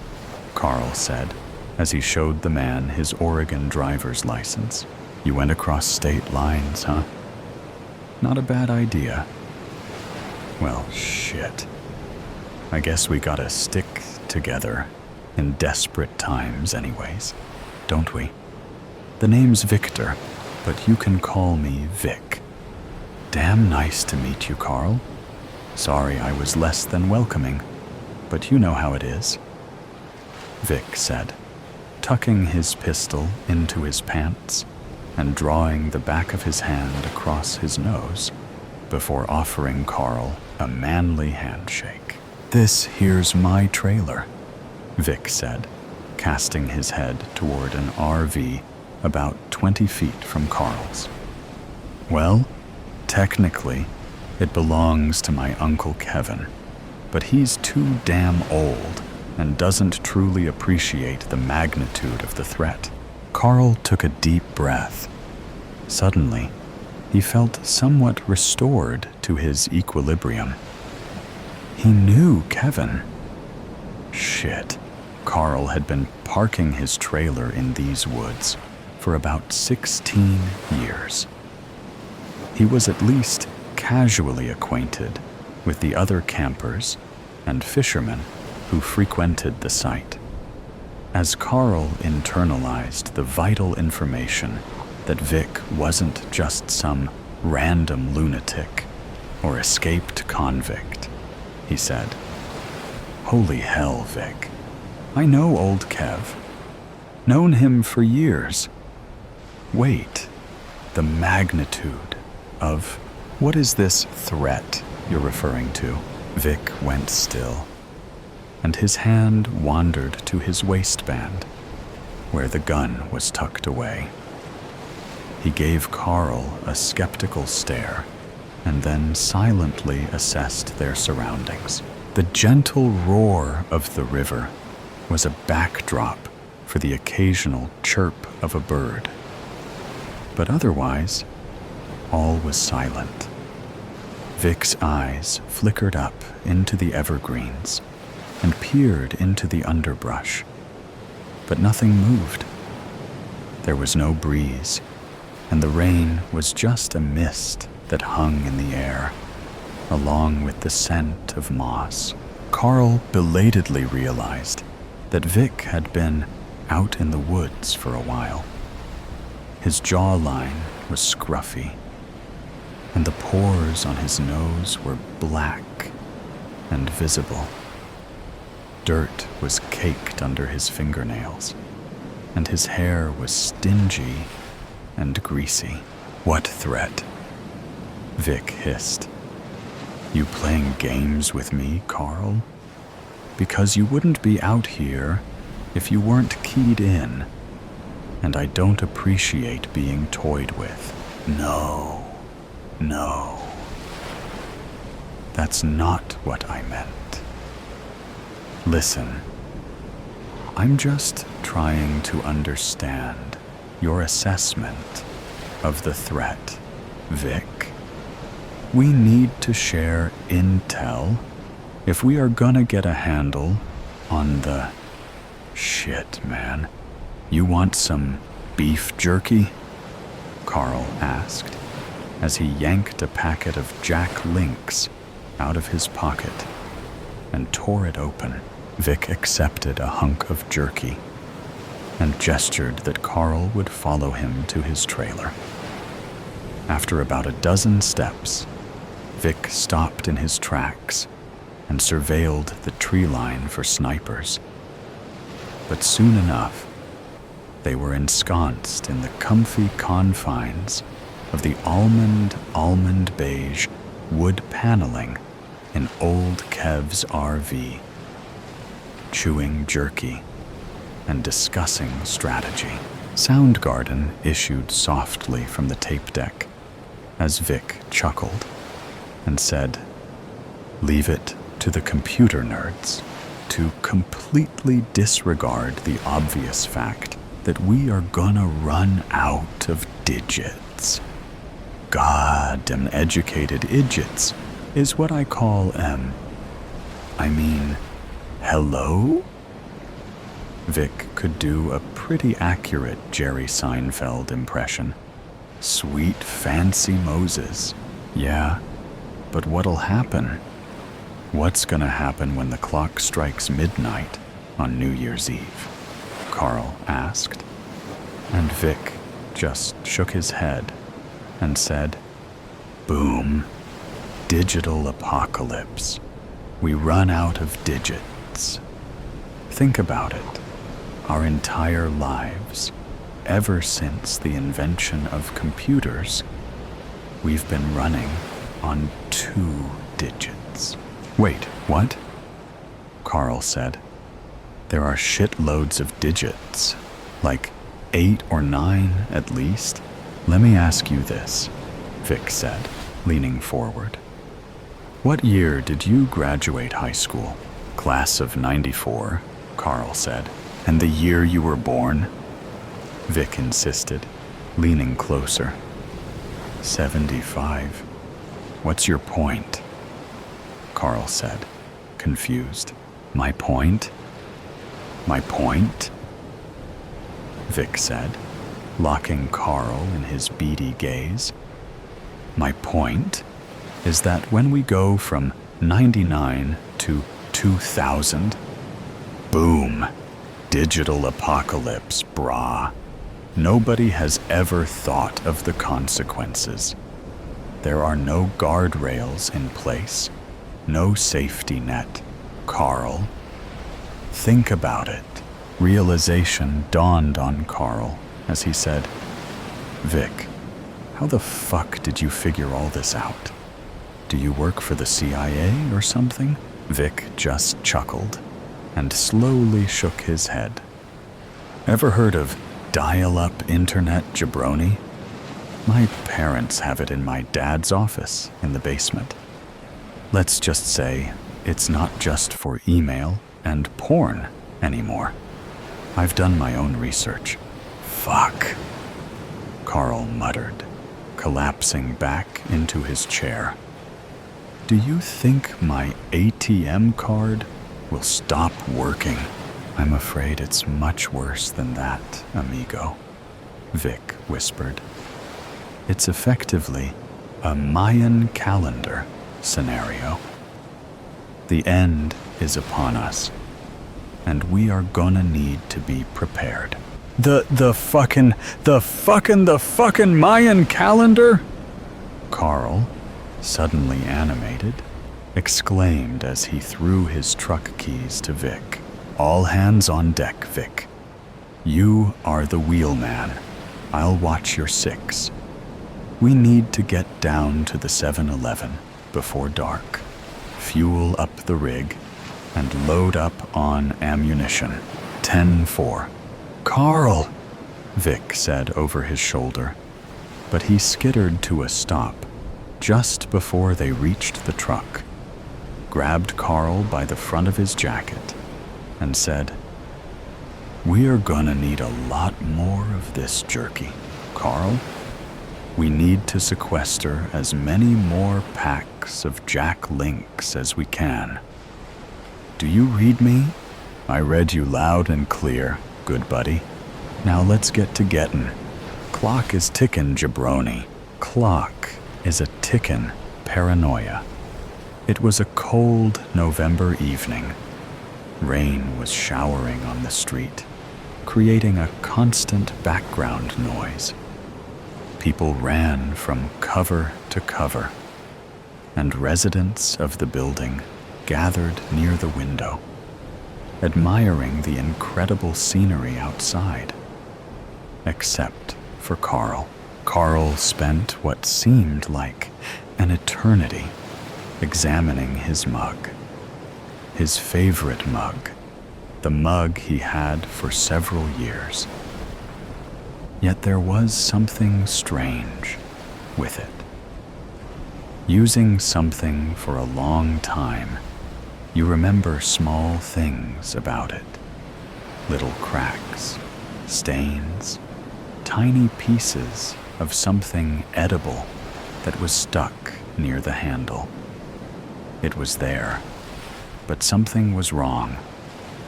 Just like if someone bought a brand new mug and, "Hey, Carl, are you all right?" Jesus Christ. Carl got frightened and turned around, convulsively trying to control his hands and not to break anything. The mysterious voice belonged to his friend, Conrad, who stood in his kitchen with an anxious expression and a bottle of wine. Yes, I'm all right. It's just... Wait. How did you get into my apartment? You gave me the spare keys, remember? Conrad put the bottle on a table and proceeded with the conversation. Are you sure you are all right? You look really concerned about something. I mean, people in your profession always look concerned. But today, it's a bit too much. What's going on? Yeah, no, it's nothing serious. Carl got 2 wine glasses in the kitchen and proceeded to sit at the table while trying to express his concerns. It's just my mug. It doesn't look right. Your mug? Conrad was visibly surprised. The one you have from college? The only thing that's not right about it is that I remember you holding your mug more than holding your ex-wife. I mean, that's why we got divorced. Carl laughed. Not because of the mug, obviously, but you get the point. Carl realized he had forgotten about a wine opener and went to the kitchen to get it, while continuing his speech. The point is, it's not like it should be. It's hard to explain. Something is not right. Maybe it's a little cleaner than usual, but something else is off too. That happens to mugs when they get cleaned, Conrad said, trying to play it as a joke, but looking really concerned. Are you saying what I think you are saying? The room was silent for a moment. Carl was deep into his thoughts and unsure if he wanted to discuss it. But there is no better person to share his fears than Conrad. I mean, Carl began hesitantly. You know the country we live in, with all the secret police and repressions and all this stuff. What if they are spying on me? You are right about a country we live in. Conrad ate an olive and continued. And you know much better than I do about all the people that fell into paranoia and lost themselves in madness. No one was watching them. And no one is watching you, Carl. You just forgot that you washed the mug. Don't do this to yourself. Yeah, I guess you are right. I'm seriously, Carl. Don't do this to yourself. This country already lost too many good men to paranoia. We cannot lose you too. You are right. And I really mean it. Carl and Conrad smiled at each other and started the dinner. While you age, you tend to lose your friends. Not because something is wrong with you or with them, at least mostly, but because life drives you apart. You begin to work. They begin to work. You start a family. They start a family. Suddenly, you don't see each other anymore. You hardly know what is happening in each other's lives. And all your conversations are mostly wishing each other a Merry Christmas. That was not the case for Carl and Conrad. They were there for each other for as long as they can remember. They finished school together, lived together through college, and helped each other in all ways possible. Conrad was there when Carl got married and divorced. Even when they started to drift apart, they made a deal to gather every 2 weeks to drink some wine and catch up on what was going on in their lives. Carl knew he could trust Conrad and didn't lie when he said he would abandon all that spy paranoia. At least, he thought that. Soon after Conrad left, Carl poured himself some tea in the mug, the one that almost drove him crazy, went to his cabinet, and opened some documents he was working on. He opened a file, took a sip of tea, and wanted to start the work. But he still hesitated. He could not stop staring at the mug. Obviously, Conrad was right. The mug was the same as always. But Carl could not stop thinking that someone bought a new mug and tried to recreate the original one with cracks and stains. Was it paranoia? Certainly. But Carl knew one thing. He must do something to find out, or his mind will never be at peace again. That night, Carl put away his documents, finished the tea, and went to sleep. The following day, he bought a camera and hid it in the cabinet. If someone was there spying on him, they would return to the apartment. Days passed, and Carl sat in his cabinet each evening and watched videotapes from his camera. Nothing. Day after day, week after week. He did not tell Conrad anything about it, so as to not disappoint his friend.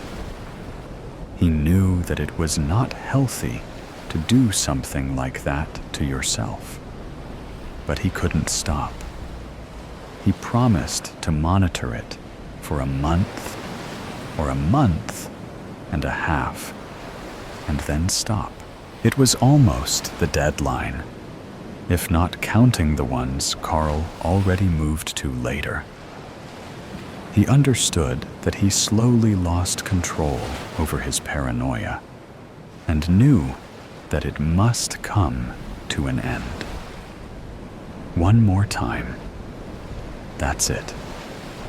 Carl committed to watching the very last tape from this camera, and there was nothing again. But something was off. Carl replayed the tape again and noticed what was bothering him. The timestamp skipped 3 seconds once. It may have been just a manufacturer error or problems with the power supply. But Carl still wanted to check for something.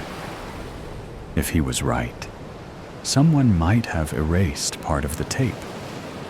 In that case, they knew where the camera was because they saw how Carl hid it. He took his flashlight and tested it against his camera. Light reflected on the lenses and created small flares. If he was being watched, his apartment must contain other cameras. Carl knew that he was too deep into his paranoia, but could not resist himself. After all, if he found out he was right, that's not paranoia. He started flashing his apartment, inch by inch. He couldn't find anything until he saw a flare in a bookshelf. He put his hands on the shelf and tried to find what caused this flare. His hands touched something, and his heart skipped a beat. There was another camera. He rushed to his desk to watch the tape on a newly found camera. His hands shook, and his mind could not focus on a single thought. He finally had proof that he was right all the time. Nevertheless, it took him much courage to activate the camera. He would have to live with whatever was there for the rest of his life. But he knew that there was no other choice. The tape was on. Carl first noticed a person changing the SD card on a camera. It seemed like a regular procedure, and Carl could not wait to see who this man was. A second later, the villain revealed his face. It was Conrad. Carl could not believe what he saw. Conrad, his best friend, was a secret police officer, and he was spying on Carl. The tape went on as Conrad took Carl's camera and started editing it. This is why there was nothing on the camera before, but it took just one mistake for everything to be revealed. Then Conrad found the documents Carl was working on, took some notes in his textbook, put everything in its place, and left. Carl was shaking. He could not breathe normally and started crying. Conrad. Out of everyone, Conrad, his best friend, the only person he could trust. All these years, everything they went through, all the time they helped each other live through the worst moments of their lives, were now void. Nothing. Just a lie. Carl was heartbroken. He didn't know what to do, and wasn't even sure if he wanted to live anymore. He felt like all his life had been a giant lie. No, it's not how it should end. One thing that jerk was right about is that this country could not lose Carl, too. It was hard and tough, but he had to do something right now. First, Carl scouted the house to find more cameras. There was one in the bedroom and one in the living room. Now, it's time for action. Two can play this game, and Conrad just lost a huge advantage. Now Carl knows he is being watched. First, Carl edited the footage from the found cameras. Now he knew exactly where they were and how to hide what should not be found. He didn't want to look too suspicious, though. Sometimes he left some clues, usually useless, so that he would not be detected. As for Conrad, Carl made sure he did not suspect anything. As hard as it was, the two continued their tradition of gathering every 2 weeks. Carl had to put all his willpower to use to not punch his friend in the face. Sometimes he skipped the wine party for made-up reasons, but always edited the videotapes accordingly. One evening, when they sat at the table, Carl said the one thing he had planned for a long time. "Hey, Conrad, I want to show you something I was working on. Just promise to keep the secret, all right? It might cause big problems if anybody knows, except for us. A deer, a sign, and a tree prologue." The buck emerged from the line of pine trees, sniffed the warm fall air for any danger. He then strode across the mist-covered, grassy field, eyeing the weeds growing along the fence line. As he chomped on the weeds and grasses that grew along the wire fence next to the road, it failed to notice the timber rattlesnake that had been resting in the weeds as well. When the buck's hoof stepped on the rattler, the snake struck out and bit the leg. Once and again, the buck reared back and kicked at the snake. The buck then began to walk away, but only made it a few steps before the poison took effect. Its legs became stiffer, then stopped moving altogether.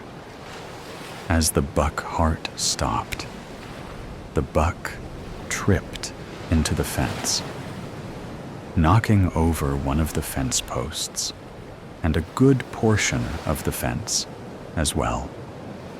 Attached to the fence post had been a no trespassing sign. The road Beatty Ave, next to the field, was rarely used, so the buck simply decomposed into the ground. Life carries on. 2 years would pass, and the buck had all but disappeared when David drove his delivery van down Beatty Ave. His mind was not on work, but on the loss of his wife and mother of their 3 boys, just a few months prior. Now working 2 jobs to keep the boys in the same house until the insurance company paid him what he was due. David looked at the row of Christmas trees in the field across the road. Like a tsunami, dread flooded his brain. This would be the first Christmas without Kathy. David had been dreading this time. Everyone told him the boys were young and would be fine. He would have to make a list of things to buy the boys over the next couple of months, decorate the house. Would he have to make cookies, as Kathy did with the boys? Or maybe he could ask his mother or mother-in-law to help. They were both always offering help in any way. His mind filled with thoughts of Christmas. He missed the turn off Beatty Ave to where the packages he needed to deliver. Cursing himself, he had to drive an additional 2 miles to find a driveway to turn around in and get back en route. Stay awake and pay attention, old boy. The last thing you need is to get into an accident, he said aloud to himself. David made his delivery and took his time walking back to his truck, taking deep breaths of the cool country air to clear his head. Putting his seatbelt on, he made the decision to call the grandmothers, and hard as it may be, ask for their help. He felt good after coming to this decision. With their help, it would be a good Christmas for the boys and himself. Driving back down Beatty Ave, he let his eyes wander over the row of pine trees again. This time, no tsunami of dread, but one of happiness. He slowed his truck to a stop when he saw a cardinal bouncing from limb to limb on one tree. David's mind seemed to relax for the first time since Kathy's death. After completing his deliveries, David returned home and immediately called his mother and then Kathy's mother. Both were thrilled to help. Over the next 2 months, the mothers talked to each other and made a schedule of when cookies would be baked and the tree put up. The boys were very excited to be spending time with the grandparents. Both grandfathers, after finding out what was going on, joined in. It was building up to be a good Christmas. 2 weeks after Thanksgiving, David loaded the boys in a truck he had borrowed from his brother and headed out. After 20 minutes of dancing around questions from the boy about where they were going, why did they need Uncle Jack's truck? David pulled over to the side of road next to the field of Christmas trees. "What are we doing here?" asked the oldest, Tommy. "Well, I think we need a tree, don't we?" David asked with a big smile on his face. All 3 boys looked out the window at the field of trees and began to cheer. Chad, the youngest, began making chopping motions with his hands. "Can I cut first?" he asked with a huge smile pinned to his face. "Here's the plan," David told his boys. "I was thinking we'd dig up the tree and bring it back home. Then, after Christmas, we can plant it in the backyard. What do you think?" "Mommy always loved Christmas trees," Chad said, still holding the smile on his face. But tears were gathering in his eyes. David could feel the mood in the truck change with Chad's statement. He inadvertently popped the happy ballon. He had to say something to bring joy and happiness back. "Yes," she did.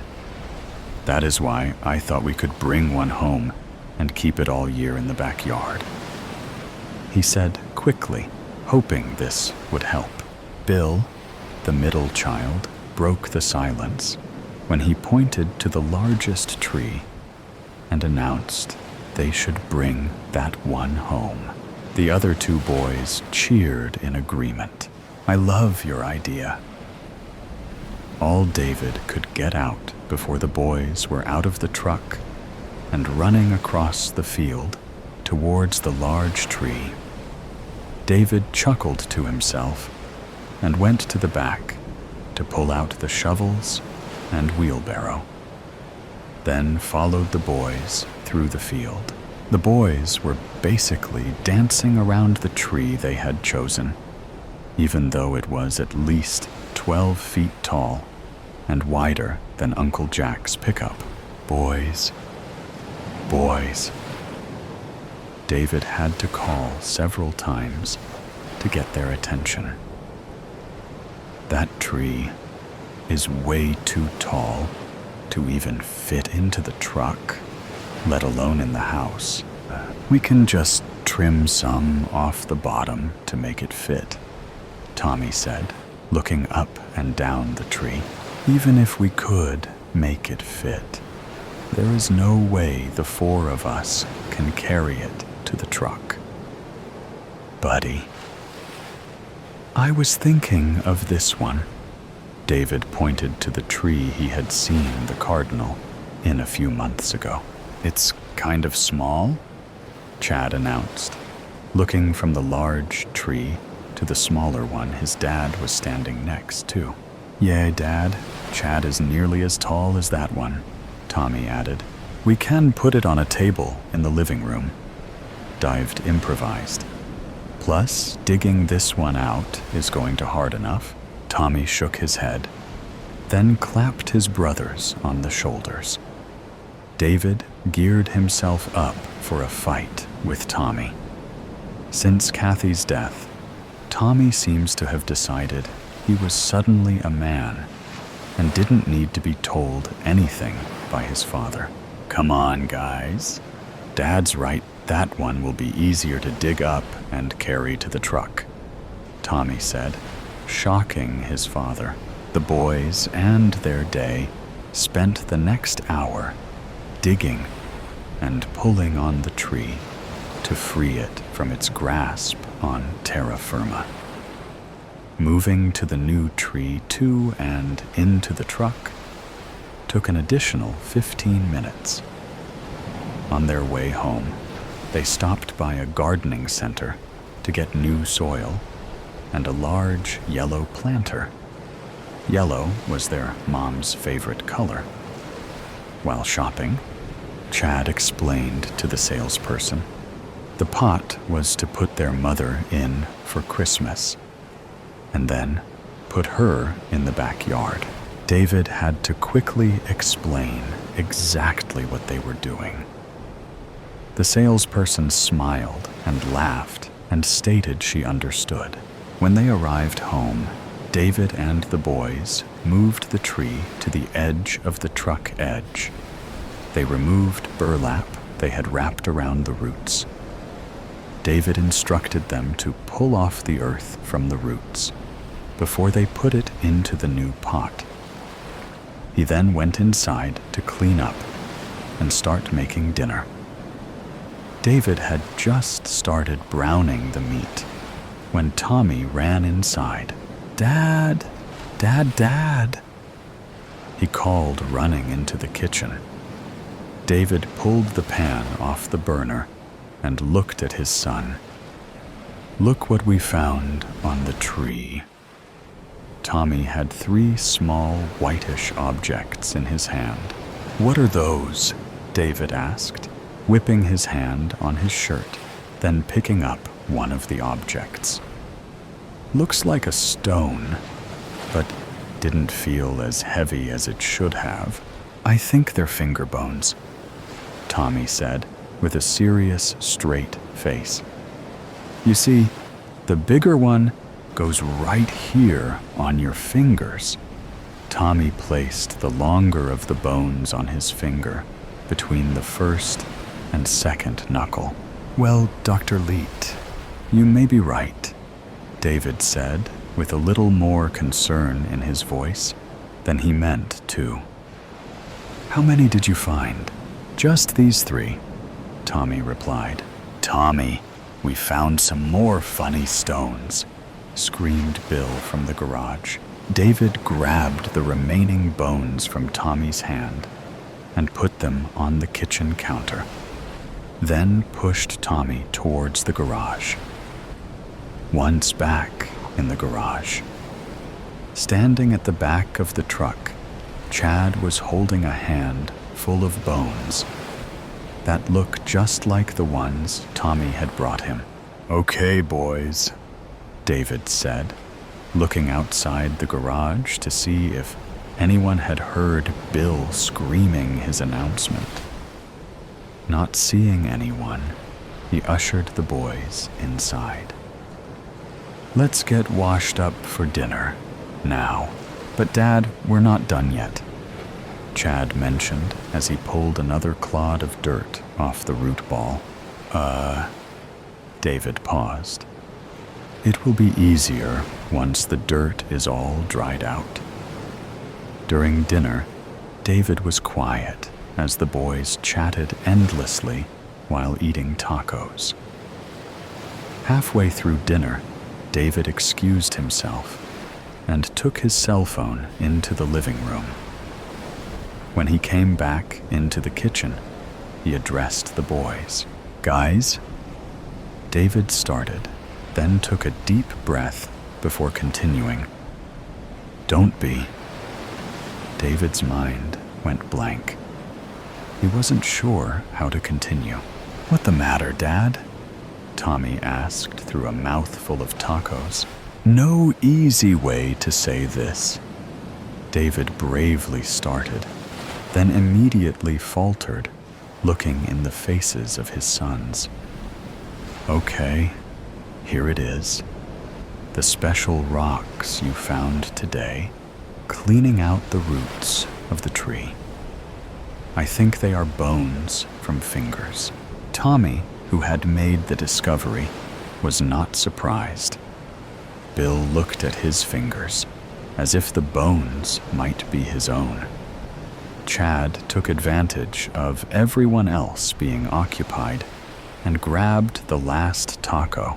20 minutes later, a police cruiser, followed by an unmarked police car, pulled into the driveway. Over the next hour, the two police officers examined the root ball, while a crime scene detective collected the found bones and searched the roots for more. The detective had taken David into the living room to speak to him. Tommy, Bill, and Chad stood in the driveway and watched the police working. David came out a short time later and, without speaking to the boys, walked over to the neighbor's house and returned with the neighbor, Mrs. Atwell. "Boys, I need to go with the detective, and I'll be back. Until Mrs. Atwell is going to watch over you. I want you on your best behavior until I get back." Bill was the only one who responded. "Okay, you be good too," which brought a smile to David's face.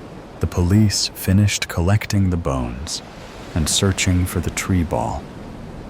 They took the 2 shovels used by the family to dig up the tree, and then they left. It was after dark before David returned and collected his children and took them home. Over a pizza dinner, he told them he had taken the detective to the field where they dug up the tree.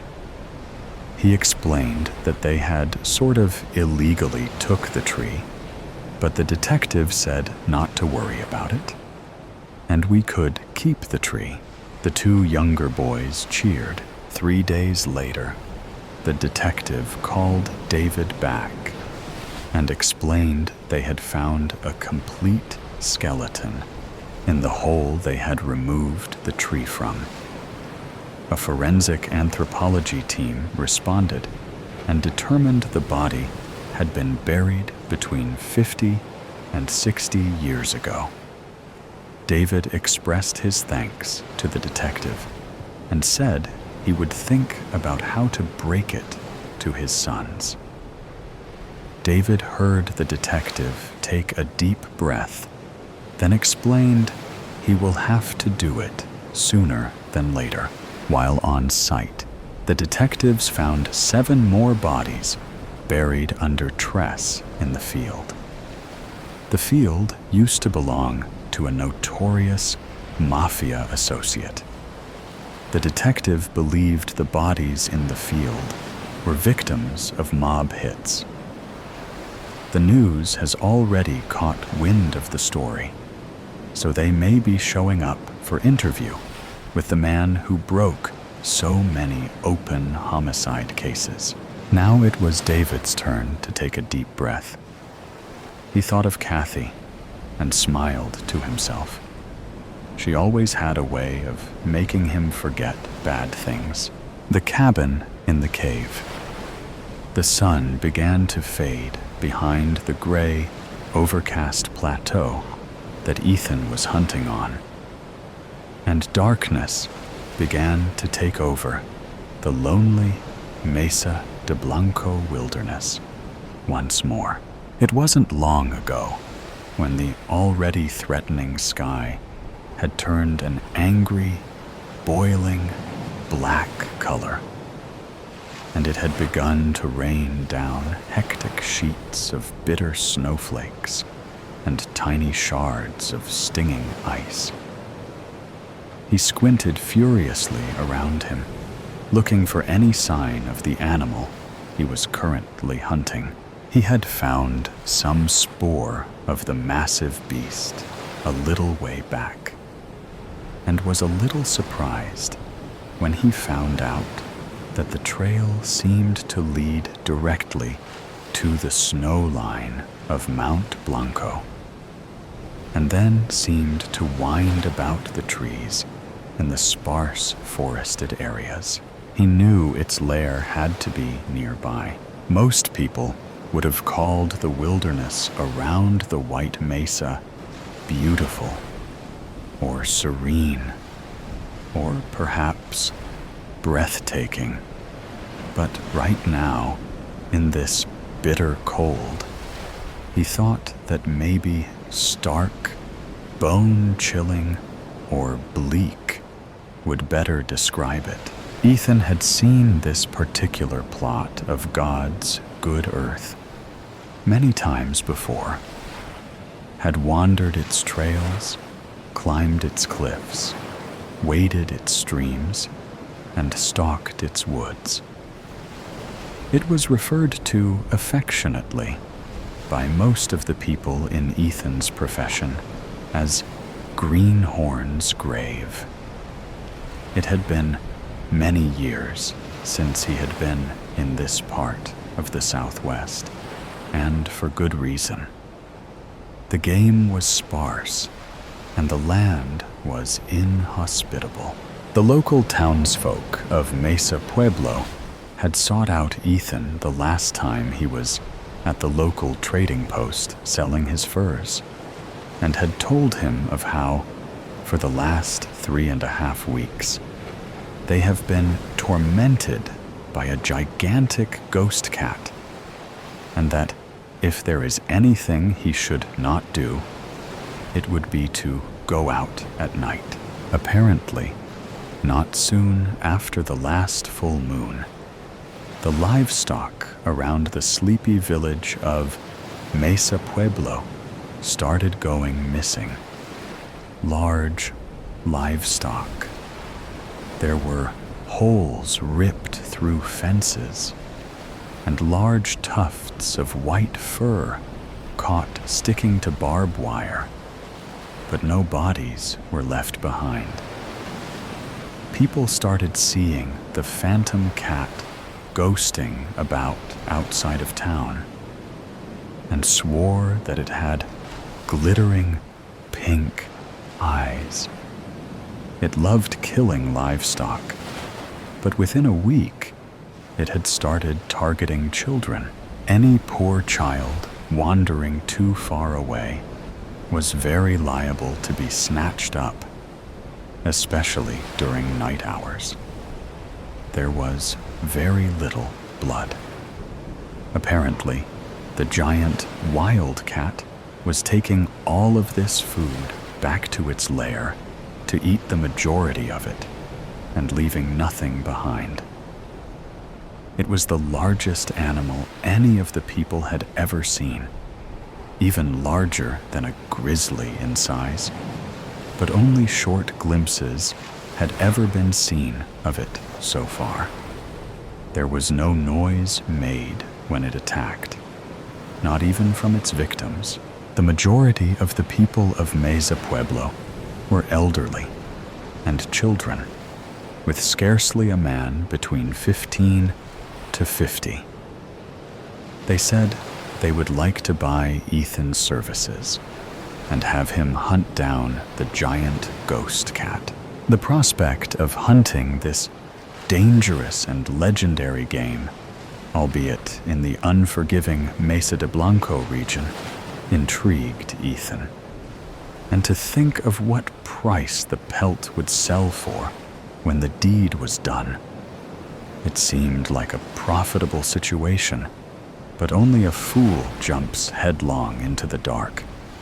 So he quickly went about gathering more information about this incredible beast. Most people were too scared to say anything useful. But a boy on a ranch on the eastern outskirts of town said he saw it and could even draw how big it was. Ethan watched in stunned silence as the boy pulled out a piece of charcoal and started making long, hard lines along the wall of one of the outer barns. When the boy was done drawing, he wiped his brow and stepped back to admire his work. On the peeling barn wall was the outline of an enormous cougar, and the height of its shoulder went above Ethan's head. The kid wasn't a bad artist, Ethan had to admit, but the thing was way too big. Really, kid? You must be joking. That's bigger than a bear. The kid emphatically shook his head in the negative, then threw his hand toward the wall to emphasize his work. Grande fantasma gatto, espiritu gatto, the boy exclaimed. But when Ethan shook his head, the boy sighed dramatically in exasperation, and then grabbed the cuff of his jacket and led him to the other side of the barn. There is where he saw the paw print the enormous cougar had left behind in the mud. Ethan's foot easily fit in it. Ethan was no small man. When Ethan returned to Trading Post, a few eager locals looked up hopefully, wondering if he would take the job. "I'm going to need an advance," stated Ethan. He was going to use some of the advance to upgrade his old equipment. Ethan's current arms didn't have enough power to do the job, and they also had distinctive quirks that made firing them extremely dangerous in life or death situations. If he was going to do the job, he was going to do it right. A few minutes later, after meeting with the elder chief and obtaining the advance, Ethan was at the local gun shop. Ol' Bessie was an aging scattergun, well beyond her years of useful service. She was traded for the largest caliber rifle they had, a Winchester Model 1886, chambered to fire a .50 caliber Buffalo killing round. It held 9 rounds in a rotating clip, and he was sure it would be able to put out the firepower he would need to put it down. If not with one shot, maybe 2. The gun shop owner wouldn't even hardly look at the worn Colt Patterson he was carrying. Cap and ball were frowned upon these days. So he decided to keep the old .36 caliber as another backup.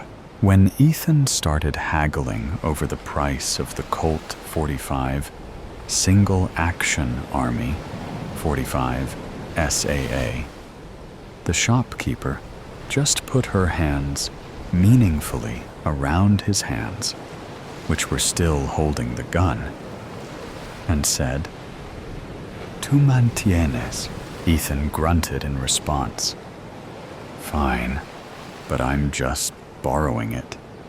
Do you have bullets? Oh, and gunpowder." An hour or so later, and Ethan had found lodgings at a homestead around the west side of town, in the area where most of the sightings happened, and at a place which had been devastated by the ghost cat. Grandma Theodora Eckets ran a pretty decent operation, breeding horses. Her business had recently come crashing down when Phantasmagato had started hauling off her male studding stallions in the middle of the night. Now she only had a couple of foals and a mare or two to her name. Her work hands and her daughter wouldn't leave her, however. They said they never would, no matter how bad it got. The ranch was their life. Grandma Ecketts wasn't complaining. In fact, she was in a cheery mood since she found out Ethan was going to be staying with them because she had another person to cook for. She at once proclaimed Ethan too skinny and went about filling his plate with all sorts of tender meats, all seasoned perfectly and cooked to perfection. Ethan had excused himself after dinner and went out back to sight in his weapons. He placed several cans and bottles on various posts around the main barn area, and then cut a circle in the side of the barn itself to serve as some basic targets. The trapper smiled to himself as he began to twirl the .45 Colt SAA around his right index finger. Then he twirled it a little faster. Then he switched hands and continued to twirl with his left, all in one fluid motion. Then suddenly, the gun ceased moving and the barrel aimed directly at the nearest bottle. Ethan fired from the hip, and the bullet cored into the fence post below the target bottle. He fired again, and it went wide. On the third shot, the bottle exploded. Ethan finished with a last twirl and replaced the SAA in its shiny new hip holster, all in one smooth movement. Clapping could be heard from behind him, and then a low whistle. Ethan turned to see Grandma Ecketts' beautiful daughter, Christina, standing there, hands on her hips, half smile on her lips. Standing next to her was Jose, the ranch's youngest occupant, and he was holding onto the top of his cowboy hat with one hand and had an astonished look on his face. Jose's mouth hung open, revealing crooked teeth.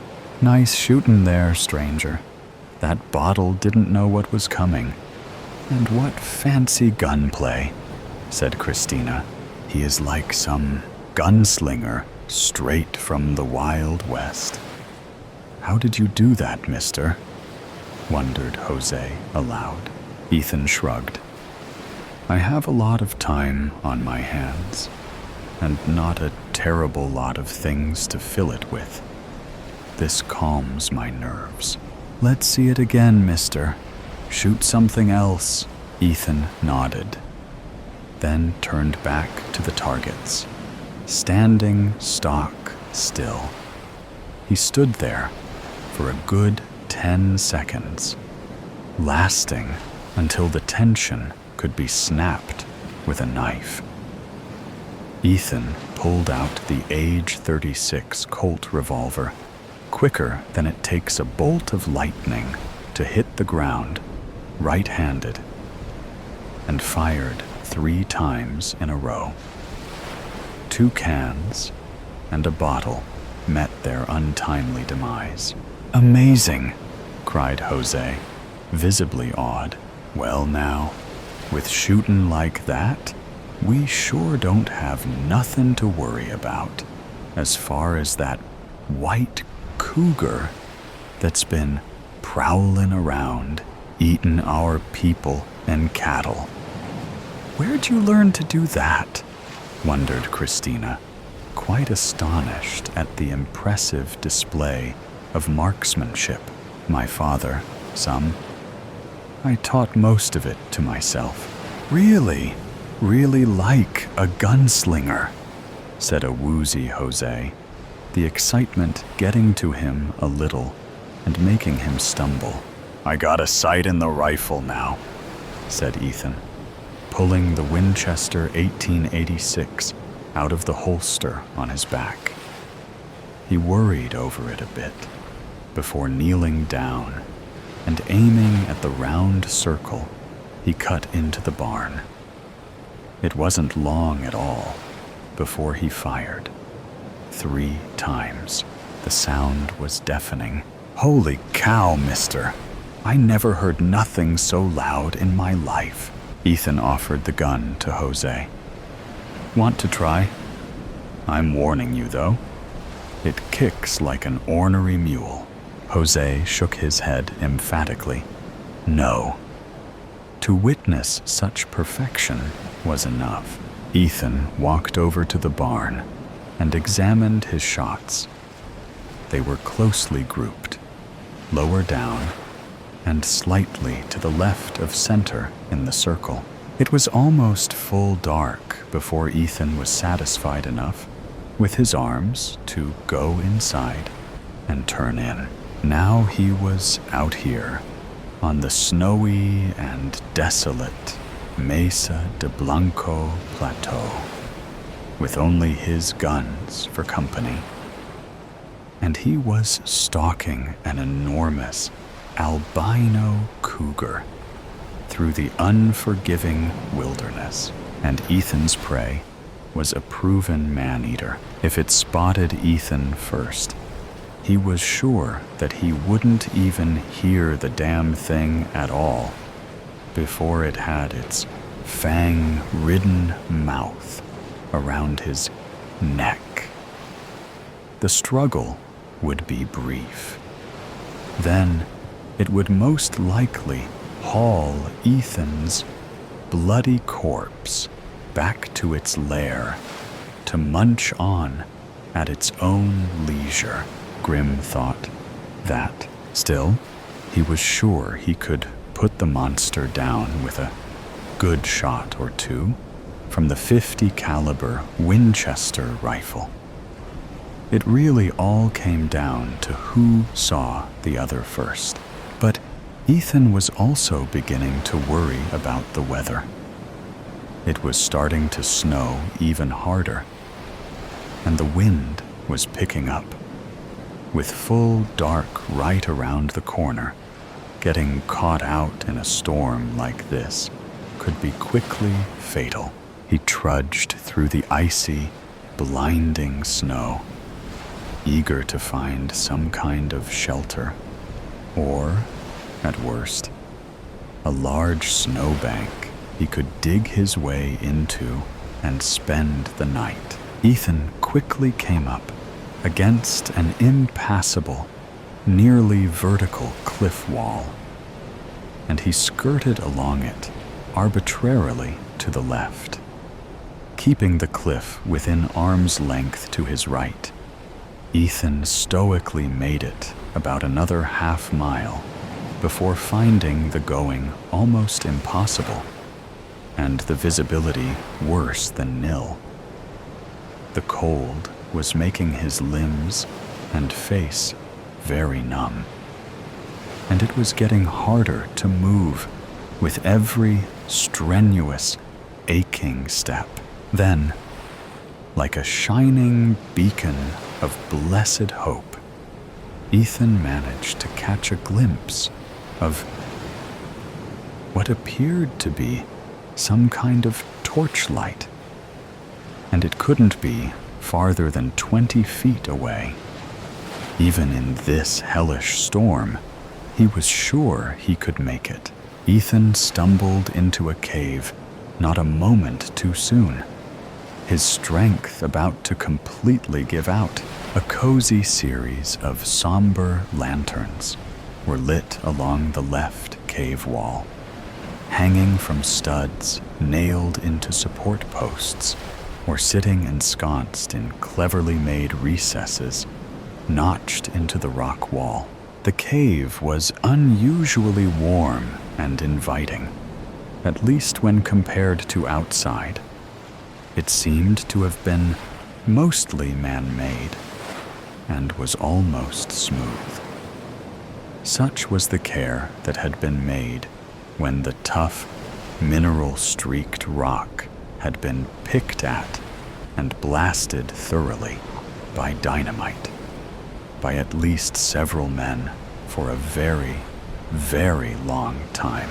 Not far in, maybe about 50 yards from the cave entrance, and relieved to be out of the storm, Ethan came upon a quaint mining shack. Its wooden planks built right into the side of the shaft itself. The door to the shack was wide open and was hanging at a severe angle, nearly off its hinges. Ethan also noticed there were some scratches on the wall near the door jamb. But his brain was becoming foggy, and it didn't completely register.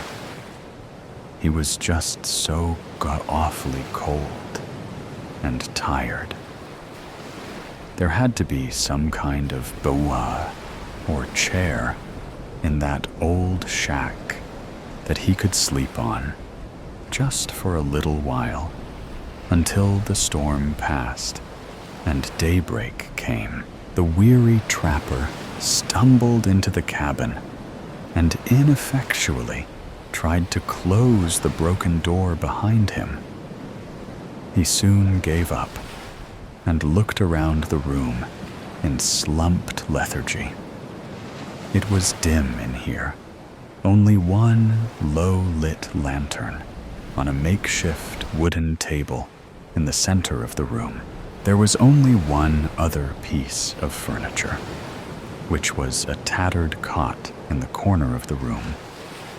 But at least it seemed to be roomy enough to sleep two normal-sized men comfortably. Ethan put the rifle down in a clumsy motion on the center table, then lurched over to the bed in order to lie down. He had barely gotten his boots off and leaned his head back on the straw-filled pillowcase before he drifted off into a deep, seemingly endless sleep in which no dreams came. The last thing Ethan noticed before entering the warm sea of immeasurable darkness was that the bed smelled alarmingly like cat urine. Ethan awoke to find a half-ton of murderous, purring feline on top of his chest, apparently not shy to use Ethan as a bed warmer, sleeping the night away peacefully on what felt like a very full stomach. I should have known better, Ethan thought bitterly, as he eyed the massive canines poking awkwardly out of a foul-smelling cat jaw, not inches from his face. He could see tiny bits of meat still stuck in its oversized fangs. It didn't look like it could close its monstrous overbite. And right now, the thing was sawing logs away in a loud and sonorous, purring rumble that vibrated Ethan's chest. Its eyes were closed. Maybe.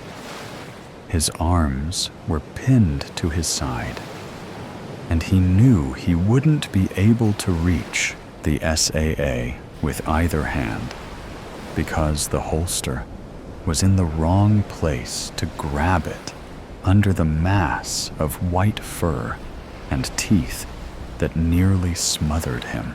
The rifle was a no-go, not until he got this cat off him. The .36 Patterson, however, Ethan drew the .36 in one smooth, slow motion of his right hand, barely even rustling the beast cougar's shaggy fur coat before thrusting the barrel into the cat's side and firing off 3 shots as fast as he could. The effect was instantaneous, loud, and very bloody. The cougar leapt to its feet and staggered off the bed before jumping back in shock. It knocked over the table and sent the rifle and lantern crashing to the floor, shattering it and leaving a burning puddle of kerosene. The enormous ghost cat faced Ethan with its bulbous, pink, glittering eyes, staring hatefully at him through the haze of gun smoke from the .36. It kept its wounded side carefully toward the rocky cave wall. Ethan wiped warm cougar blood off his bearded face. This was going to get ugly. It was somewhat dim in the cabin, the only light coming in through the broken door, and the tiny lake of fire burning in the center of the room. And the shadows abounded, merged and commingled in a dizzying fashion. Ethan pulled the .45 single-action army from its holster and aimed it directly at the snarling beast's skull with deadly precision and a steady arm. "Good night, Espiritu Gato," said Ethan under his breath as he pulled the trigger. Thunder boomed. Later that morning, a bedraggled, snow-studded Ethan stumbled back into town. The townsfolk gasped when they saw how his leathers were slashed deeply by what looked like a monstrous beast's paw. On the trapper's broad shoulders was the pelt of a giant, white, now docile cougar that would forever be remembered in Mesa Pueblo as Espiritu Gato, the midnight ghost cat that was slain by the lone trapper Ethan in mortal combat, finally bringing peace to a beleaguered town. Distorted. I left home 5 years ago. As soon as I crossed that stage, high school diploma in hand, bypassing my peers, swept up by a wave of crying mums and proud grandparents. I was done. The boot of my car held as much of my 18 years of life as I could stuff into 3 boxes and 1 suitcase. I'd armed myself with a bank account full of every tip and paycheck I'd received from my waitressing job and an early acceptance offer from a university 2 states away, as far as I could get from a place I'd once called home. The night before, as my parents sat in some fancy restaurant for a reservation with friends they'd forgotten to tell me about, undoubtedly arguing with each other behind plastic smiles, I packed away my clothes and books and bed sheets in neat little rows until my room was almost barren. Apart from the old wooden furniture, my bedroom was cleaner than it had probably ever been, and I laughed at thinking about how, if the situation was different, it might finally make my mother happy with me. At 10:07 p.m., they arrived home, my father slamming the door as their whisper shouting floated upstairs. I knew they weren't being considerate of the fact that I might be sleeping, but rather they worried about the possibility that a commotion might alert the neighbors, that they would see through the cracks in the foundations of their picture-perfect dream house. They didn't come in to say goodnight. Hadn't since I was 8, and old enough to read myself to sleep. As I pulled out of the parking lot and left my formative school years in the back windshield, I thought about what my parents would tell their friends, the neighbors, the busybodies in the grocery store checkout line. Would they lie and tell everyone I had accepted a scholarship for some prestigious university overseas? Or maybe I'd traveled to Africa to work in humanitarian aid, something they could brag about and say, "She's made us so proud." Possibly, they'd invent a job with NASA or an internship at Google. They hardly knew enough about me to know what I'd actually be studying or what I wanted to be when I grew up. I was sure they wouldn't be bold enough to tell the truth, that their daughter had disappeared without warning while they spent their day in board meetings and having sex with their personal assistants in hotel rooms paid for by their companies.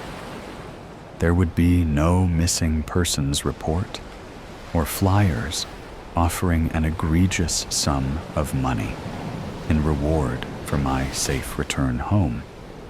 Nothing that would cast a shadow on their spotless reputations.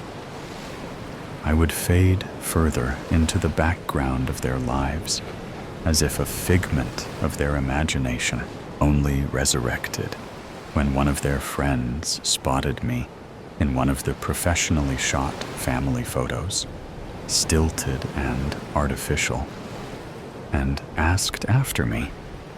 That's if they kept the frames up at all. My parents would have to dig up my coffin from the deepest parts of their memory, plaster a smile on their face, and grit their teeth. They would spin some vague anecdote about speaking to me on the telephone last Tuesday and how well I was doing, and maybe they'd go visit me at Christmas. They'd have forgotten all about me by the time they brought out the first course. I mean, they hardly remembered I existed, even while we lived under the same roof.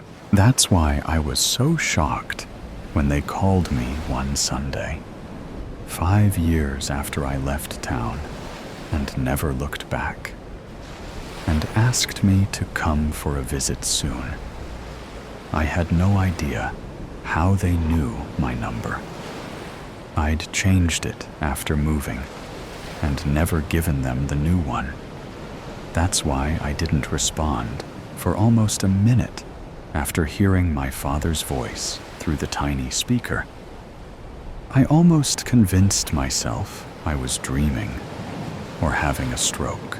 Maybe I'd temporarily slipped into an alternate reality where it was normal for my father to have my number, to call me out of the blue and invite me over. Anything to explain why the fuck he was calling. There was no special occasion. Nobody was sick and dying, and there was no upcoming birthday to celebrate. They just wanted to see how I was doing and make amends. They missed me, they said, through the crackling of the landline. I wondered if they had finally snapped and gone crazy, if they'd learned a sense of humor and this was some kind of prank. Or perhaps they had early onset dementia and had forgotten that I had never been much more than a roommate they had complained about having to spend their hard-earned money on. I told them I would think about it and immediately hung up. I spent the next 2 days trying to forget about it altogether, until I came home from work to a letter in my mailbox, a one-way ticket dated 2 weeks from then, set to arrive at the airport an hour out from the town I grew up in. On the front of the envelope, my address, written in my mother's sloping, elegant handwriting. Nausea settled in the pit of my belly. How did they know my address? I'd not kept in contact with a single person from my childhood.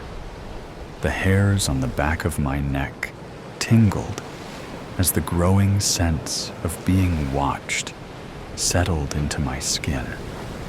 Then a thought popped into my head. Had they known the whole time? Had they known where I was all these years and never bothered to reach out? Suddenly, I was 12 again, and realizing my parents were never going to care about me the way the kids at school were cared for. This confirmed what I had always known. I was alone in this world. It took some deliberating, but I decided I would go. I would see what it was they wanted from me, and if they really had changed. I told myself I wouldn't give in to whatever manipulation tactics they might pull. I would be strong and remain distant. And when it was done, I would demand that they never contact me again. Even still, my bones were heavy with paranoia the following weeks. I elected to hire a rental car to drive from the airport to their house. There was no way I'd give my parents the satisfaction of driving me, of having any modicum of control over me once more. And this way, if I needed to leave, I wouldn't be forced to wait 20 minutes for a taxi. I parked on the street. The house had been repainted a soft, eggshell color instead of the previous gray and rows of gardenias lined the fence where there had once been neat box hedges. I breathed deeply through my nose before raising my hand to knock. My mother pulled the door open as my fist made contact with the wood, causing me to stumble back. She must have been watching me from the window. Waiting, she was smiling. That was strange in its own right, but it was weirder because I knew it wasn't my mother's smile. Her smile never reached her eyes. She would never do anything that would cause lines to form on her face. Her smile always gave you the sense that she was laughing at you rather than with you, pitying you. My mother did not smile, but when she did, it was always forced. This was a genuine smile. It was happy. I felt immediately that something was deeply wrong. A shiver ran through my spine. There was something wrong about her face. It was fuzzy around the edges, as if she was wearing a mask. I rubbed at my eyes with closed fists, trying to clear my vision. But the effect remained. I figured I was tired from my flight, but the closer I inspected her, the clearer it became that something was off. It looked as if someone had tried to draw her face as accurately as possible. After taking a long glance at a picture of it, my mother reached towards me with outstretched arms and drew me into an embrace. I stood stiffly, with my arms by my side, trying and failing to remember when she had last hugged me. Surely at some point in my childhood. Definitely not after the age of 10. She invited me inside. This house was nothing like the one I'd left. Cold and sparse, decorated as if a model home. It was warm and filled with color and light.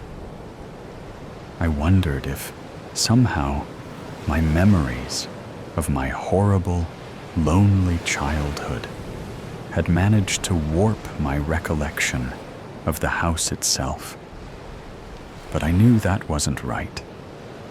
This new hallway was illuminated by a warm glow, and funky paintings hung from the walls. The dining table was set with a red gingham tablecloth that my mother would have called tacky, and a vase of sunflowers. In the kitchen, my father took a large tray out of the oven before pausing to take a long pull from the neck of a beer bottle.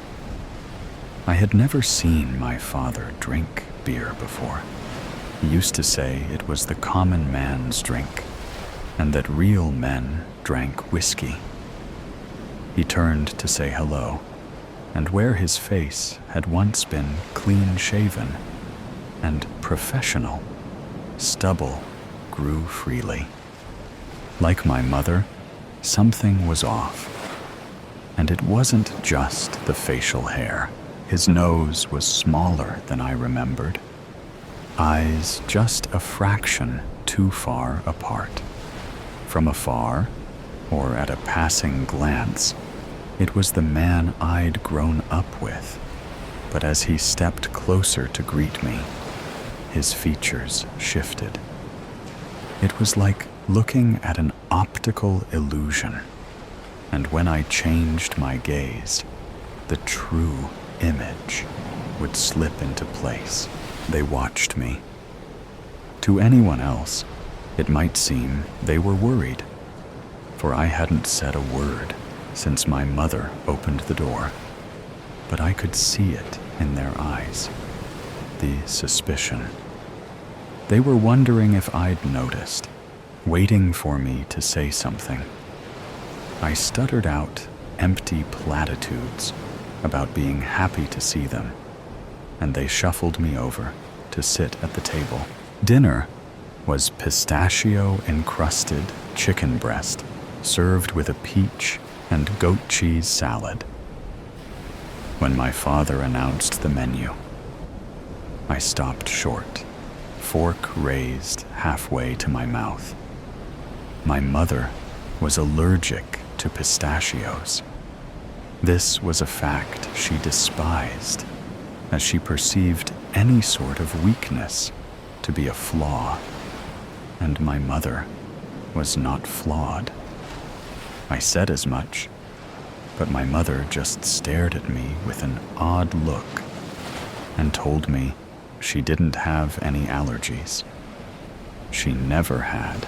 And then she went on eating, cutting her chicken into bite-sized cubes and placing them delicately on her tongue, never breaking out in hives or becoming short of breath as her throat closed up. I was beginning to feel as if I was going out of my mind. I managed to stumble my way through conversation, letting my parents do the brunt of the work, barely processing a word they said. I excused myself to my room, citing exhaustion and an early night. My father followed with my bag, and as I reached the top of the stairs and turned right towards my old bedroom, he laughed at me. It wasn't the same boisterous laugh he'd had at dinner when discussing his golfing buddies. It was sharp and croaky, like it didn't belong to him. I hadn't seen my father laugh enough as a child to know which one was more his own. "My bedroom was to the left," he said, with a curious look on his face. "Don't you remember?" And he pushed past me, guiding me down the corridor to a room I knew was not mine. I followed him slowly.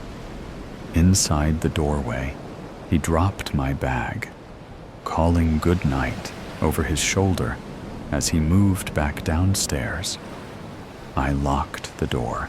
The furniture was the same, but there were pictures on the wall I had no recollection of. Myself and my parents at the beach and in the snow and with my grandparents. These were not my pictures.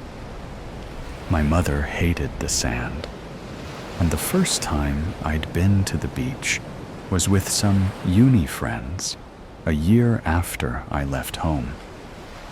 I had never met my grandparents, let alone taken photographs with them.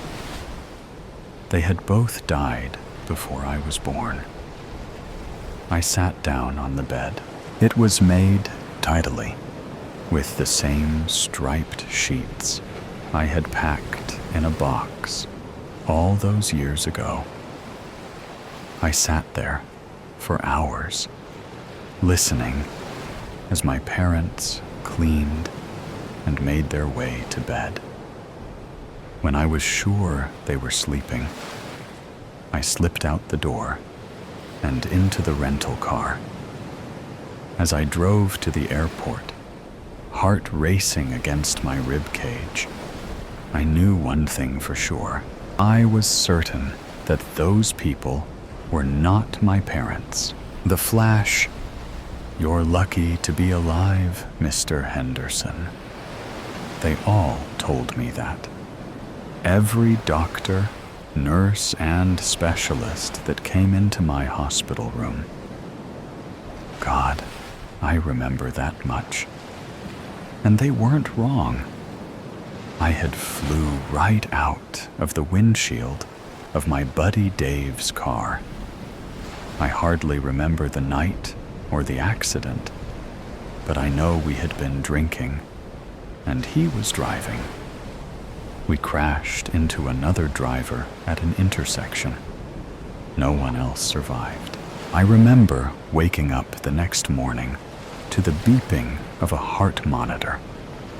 I remember the look on my wife Rachel's face, her eyes swollen and red from crying, and her telling me over and over again how she thought she was going to lose me.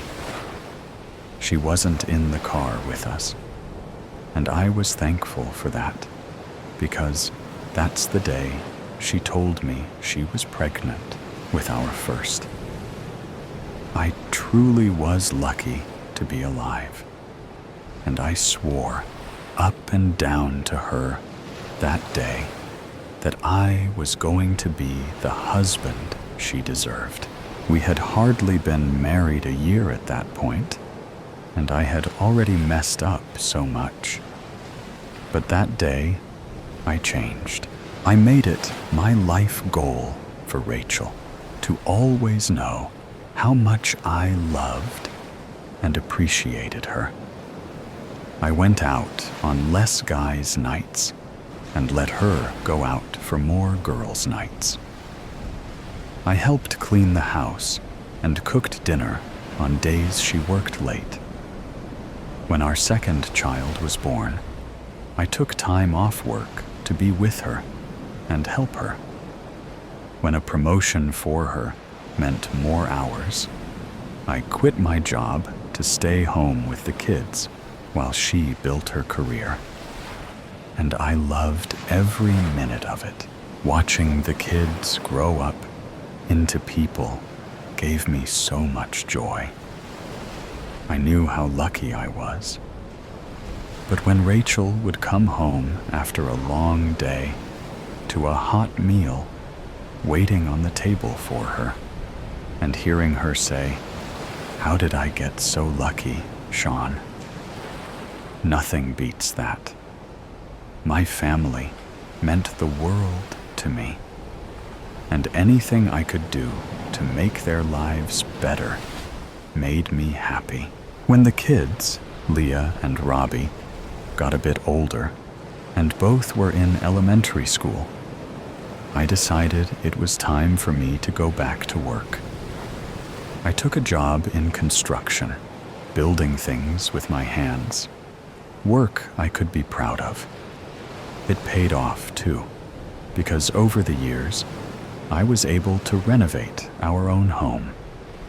It was a slow process, doing it myself, one room at a time. At one point, I was sure Rachel was going to divorce me. When the back patio project took a bit longer than I had anticipated and left us without a back door for a couple weeks. But she sure has enjoyed the backyard since then. Their smiles were all I needed to keep going with these projects.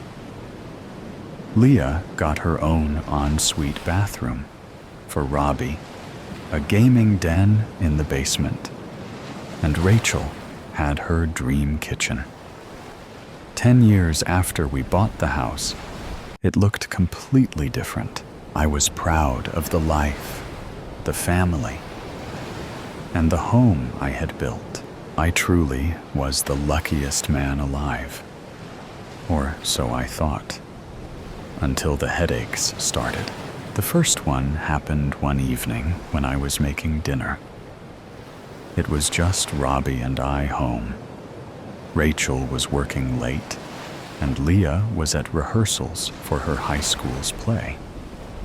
I was making my famous coq au vin, a dish that took a while to prepare, since I had the extra time. Robbie was sitting at the island doing his homework, so he had to witness the whole thing. I had turned on the oven light so I could take a peek inside, which I guess triggered it. I remember thinking the light was so bright, brighter than usual. And then, nothing. I blacked out. It was only for a couple minutes, but it was enough to spook poor Robbie. I could hear him shouting, "Dad! Dad!" I got up off the floor and reassured him that I was okay. Later, during dinner, when we were discussing what had happened, I could see that Rachel was concerned. She wanted me to go see the doctor, but I insisted I was fine. She made the kids, and I promise that if this ever happened again, we'd call an ambulance, or at least make a doctor's appointment.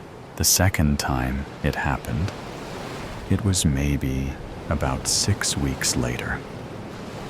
I was at a job site, and a coworker turned on a floodlight. I could see it getting brighter, and this time I heard a blaring noise, but couldn't make out where it was coming from. Everything went black, and I could hear him shouting my name. He told me I was out for only around 5 or 10 minutes. Again, I insisted I was fine, but my boss gave the rest of the day off anyway and told me to take the following day, too, if I needed it. Not wanting to worry Rachel, I chose not to tell her about it. And like an idiot, I didn't make a doctor's appointment. I went to work the next day and felt great. It was a few months before it happened again. And this time, I couldn't hide it from Rachel because she was there when it happened. It was late. The kids were in bed, and Rachel and I were in the living room. We had just finished watching a movie, and she got up to turn on the lamp. I could hear her talking about the movie, but I was fixated by the light. It got brighter, and I was trying to figure out if it had just moved or if it was my imagination when the noise started. "What is that noise?" I tried to ask her, but I don't know if all the words came out before it all went black again. When I came back to, Rachel was already on the phone with an ambulance dispatcher. I managed to calm her down enough to agree that the ambulance wasn't necessary, on the condition that I would call our doctor the next morning to make an appointment. Luckily, the dispatcher was on my side, or else I don't think she would have went for it. As promised, I called to make an appointment first thing the next morning. It was scheduled for less than a week away, but I didn't make it until then, before it happened for the last time. All I remember is waking up in the middle of the road and not being able to see anything except bright headlights from a car. My ears were ringing, and the sound of the car horn was fading in and out. I think I heard an ambulance siren and someone calling my name before blacking out again, but it was hard to be sure. When I woke up again, I was in a hospital bed. There was a woman sitting in a chair who looked angry, or maybe annoyed, and it wasn't until she spoke that I even realized it was Rachel. She looked different. Her hair was darker and shorter. I thought I must have been in a coma for a while, and she let her roots grow in. "Welcome back," she told me, but her welcome didn't sound warm. I asked her if I had been in a coma, and she laughed a little before quickly suppressing it. "No, Sean, you were not in a coma." "Ah, Mr. Henderson, there you are." A nurse bustled into the room. "I hope you'll stay with us this time." "What?" I looked at Rachel, who just stared at me, emotionless. "You've been in and out, mostly out, of consciousness for a few hours now," the nurse explained. "Your wife is a lucky lady to still have you here, the luckiest girl alive," Rachel responded, deadpanned. The nurse didn't seem to notice Rachel's lack of enthusiasm and went on to tell me that there were no broken bones or anything major beyond some bruising, and I could likely go home the following morning. Going home is when things really started to not make sense. For one, none of the renovations were done. It was like it was when we first bought it, which prompted me to ask Rachel if I had a job. "You're joking, right?" She laughed, but didn't answer the question. I was starting to wonder if I had somehow traveled back in time, but my hypothesis was debunked when Robbie came in the front door. He looked about the same as I remembered, except that there was about another 20 pounds of him. He asked Rachel if she could drive him to hockey practice. "You play hockey?" I asked him. Yeah. Mom told me about your accident, but said you were okay." You don't have amnesia or anything, do you? No, not to worry, Robbie. I'm doing fine. Just a little fuzzy. Cool? He nodded. It's just Rob now, though. Mom, are you ready to go? I'm going to be late. Where is your sister? I asked, but quickly remembered she probably had rehearsals. Who knows? Rachel sighed. Probably off with that scumbag boyfriend of hers again. I hate that kid's face. He's such a loser. I don't know what she even sees in him. Let's go, Rob. Boyfriend.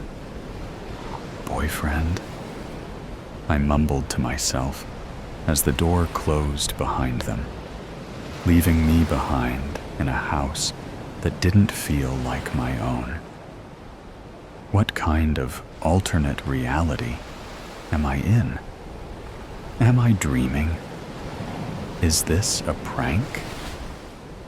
When no one came out from behind a fake wall with cameras, I decided that it was not, in fact, a prank, and that I needed to look to information, clues, something to tell me just what in the heck was going on here. It was getting dark, and I hadn't found anything except our legitimate birth certificates, tucked away in an old photo album. Some memories I had, and others I didn't. I decided to cook up a quick pasta for everyone, but Rachel and Robbie, or Rob, stopped for burgers on their way home, and Leah didn't get in until hours later. When I asked her where she'd been, she just gave me a look and went upstairs. Why didn't you back me up? I asked Rachel. It's not worth the energy to argue with her, she responded without looking up from her phone. I went for a walk to try to clear my head, which didn't work. And when I came back, Rachel was already in bed. I don't know if she was sleeping or just pretending to not notice when I slid under the blanket beside her and said goodnight. In the morning, I got up before everyone else and made breakfast, a feeble attempt to make things normal. Robbie, or Rob, was the only one who seemed to appreciate it. Oh, sweet, he said, loading a plate with enough bacon, eggs, and pancakes to feed an orphanage. Leah nibbled on a piece of toast, and Rachel just sipped her coffee, looking unimpressed. Okay, off to school. I can't drive you today. I have a meeting. Again, Mom, Leah whined. I hate public transit. People who take the bus are disgusting. If you want me to take you, then we have to leave now. I can take you, I offered, feeling semi-confident in my ability to drive during my current confused state. How are you going to drive if Mom has the car? She narrowed her eyes at me. I hadn't given any thought about whether I still had my truck. Trying to ignore her attitude, I changed the subject. So, when is your play? I didn't miss it, did I? What play? The one you're in at school. What is it again? Annie? Or was that last year? It's Matilda this year, right? Oh, you mean the school's stupid play? I know you, like, hit your head or whatever. But you seriously thought I'm one of those theater nerd kids? She tossed her half-eaten toast on the table and walked away. I'll be in the car. Good one, Dad. Rob B. said, shoveling the rest of what was on his plate into his mouth with a fork. You get in the car, too, Rachel told him, pouring her coffee into a travel mug. Rob B. grabbed his backpack and headed out. Wait, I called after Rachel before she left the room. What is happening here? Everything is different, but no one else seems to think so, and you don't even seem upset that I was just in an accident. She rolled her eyes. Upset? I was upset the first time, Sean. But I'm on to you now. If you want to leave this family, then do it. But don't tell me that I'm the one who's different. And for God's sake, don't be such a coward. What are you talking about? Now I was really confused. What do you mean the first time? When I was in the accident with Dave, before the kids. You weren't in an accident before the kids were born. Oh my God, I can't do this again. Right now, I'm going to be late. She turned to leave, but I grabbed her arm.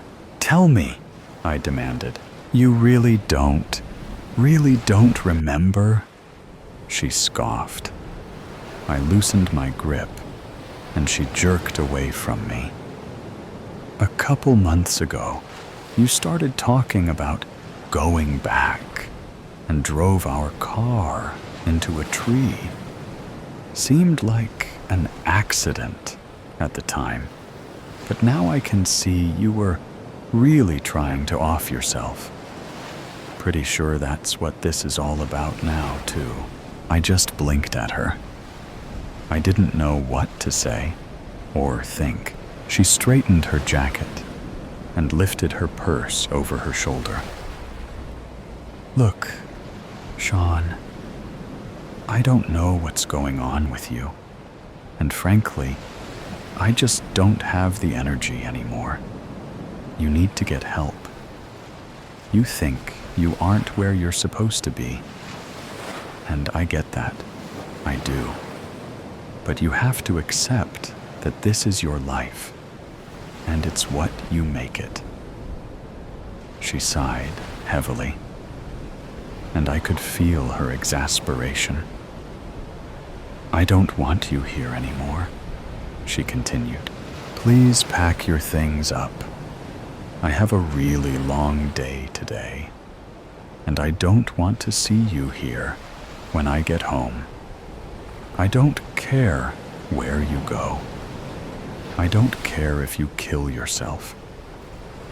I just want you gone. And that was it. Just like that, she walked out the door. I heard the car start and drive away. I stood there. I don't know for how long, trying to process what little information I had from that brief interaction. I couldn't make heads or tails of any of it, but I knew one thing for certain. I had to get back to Rachel, and my family.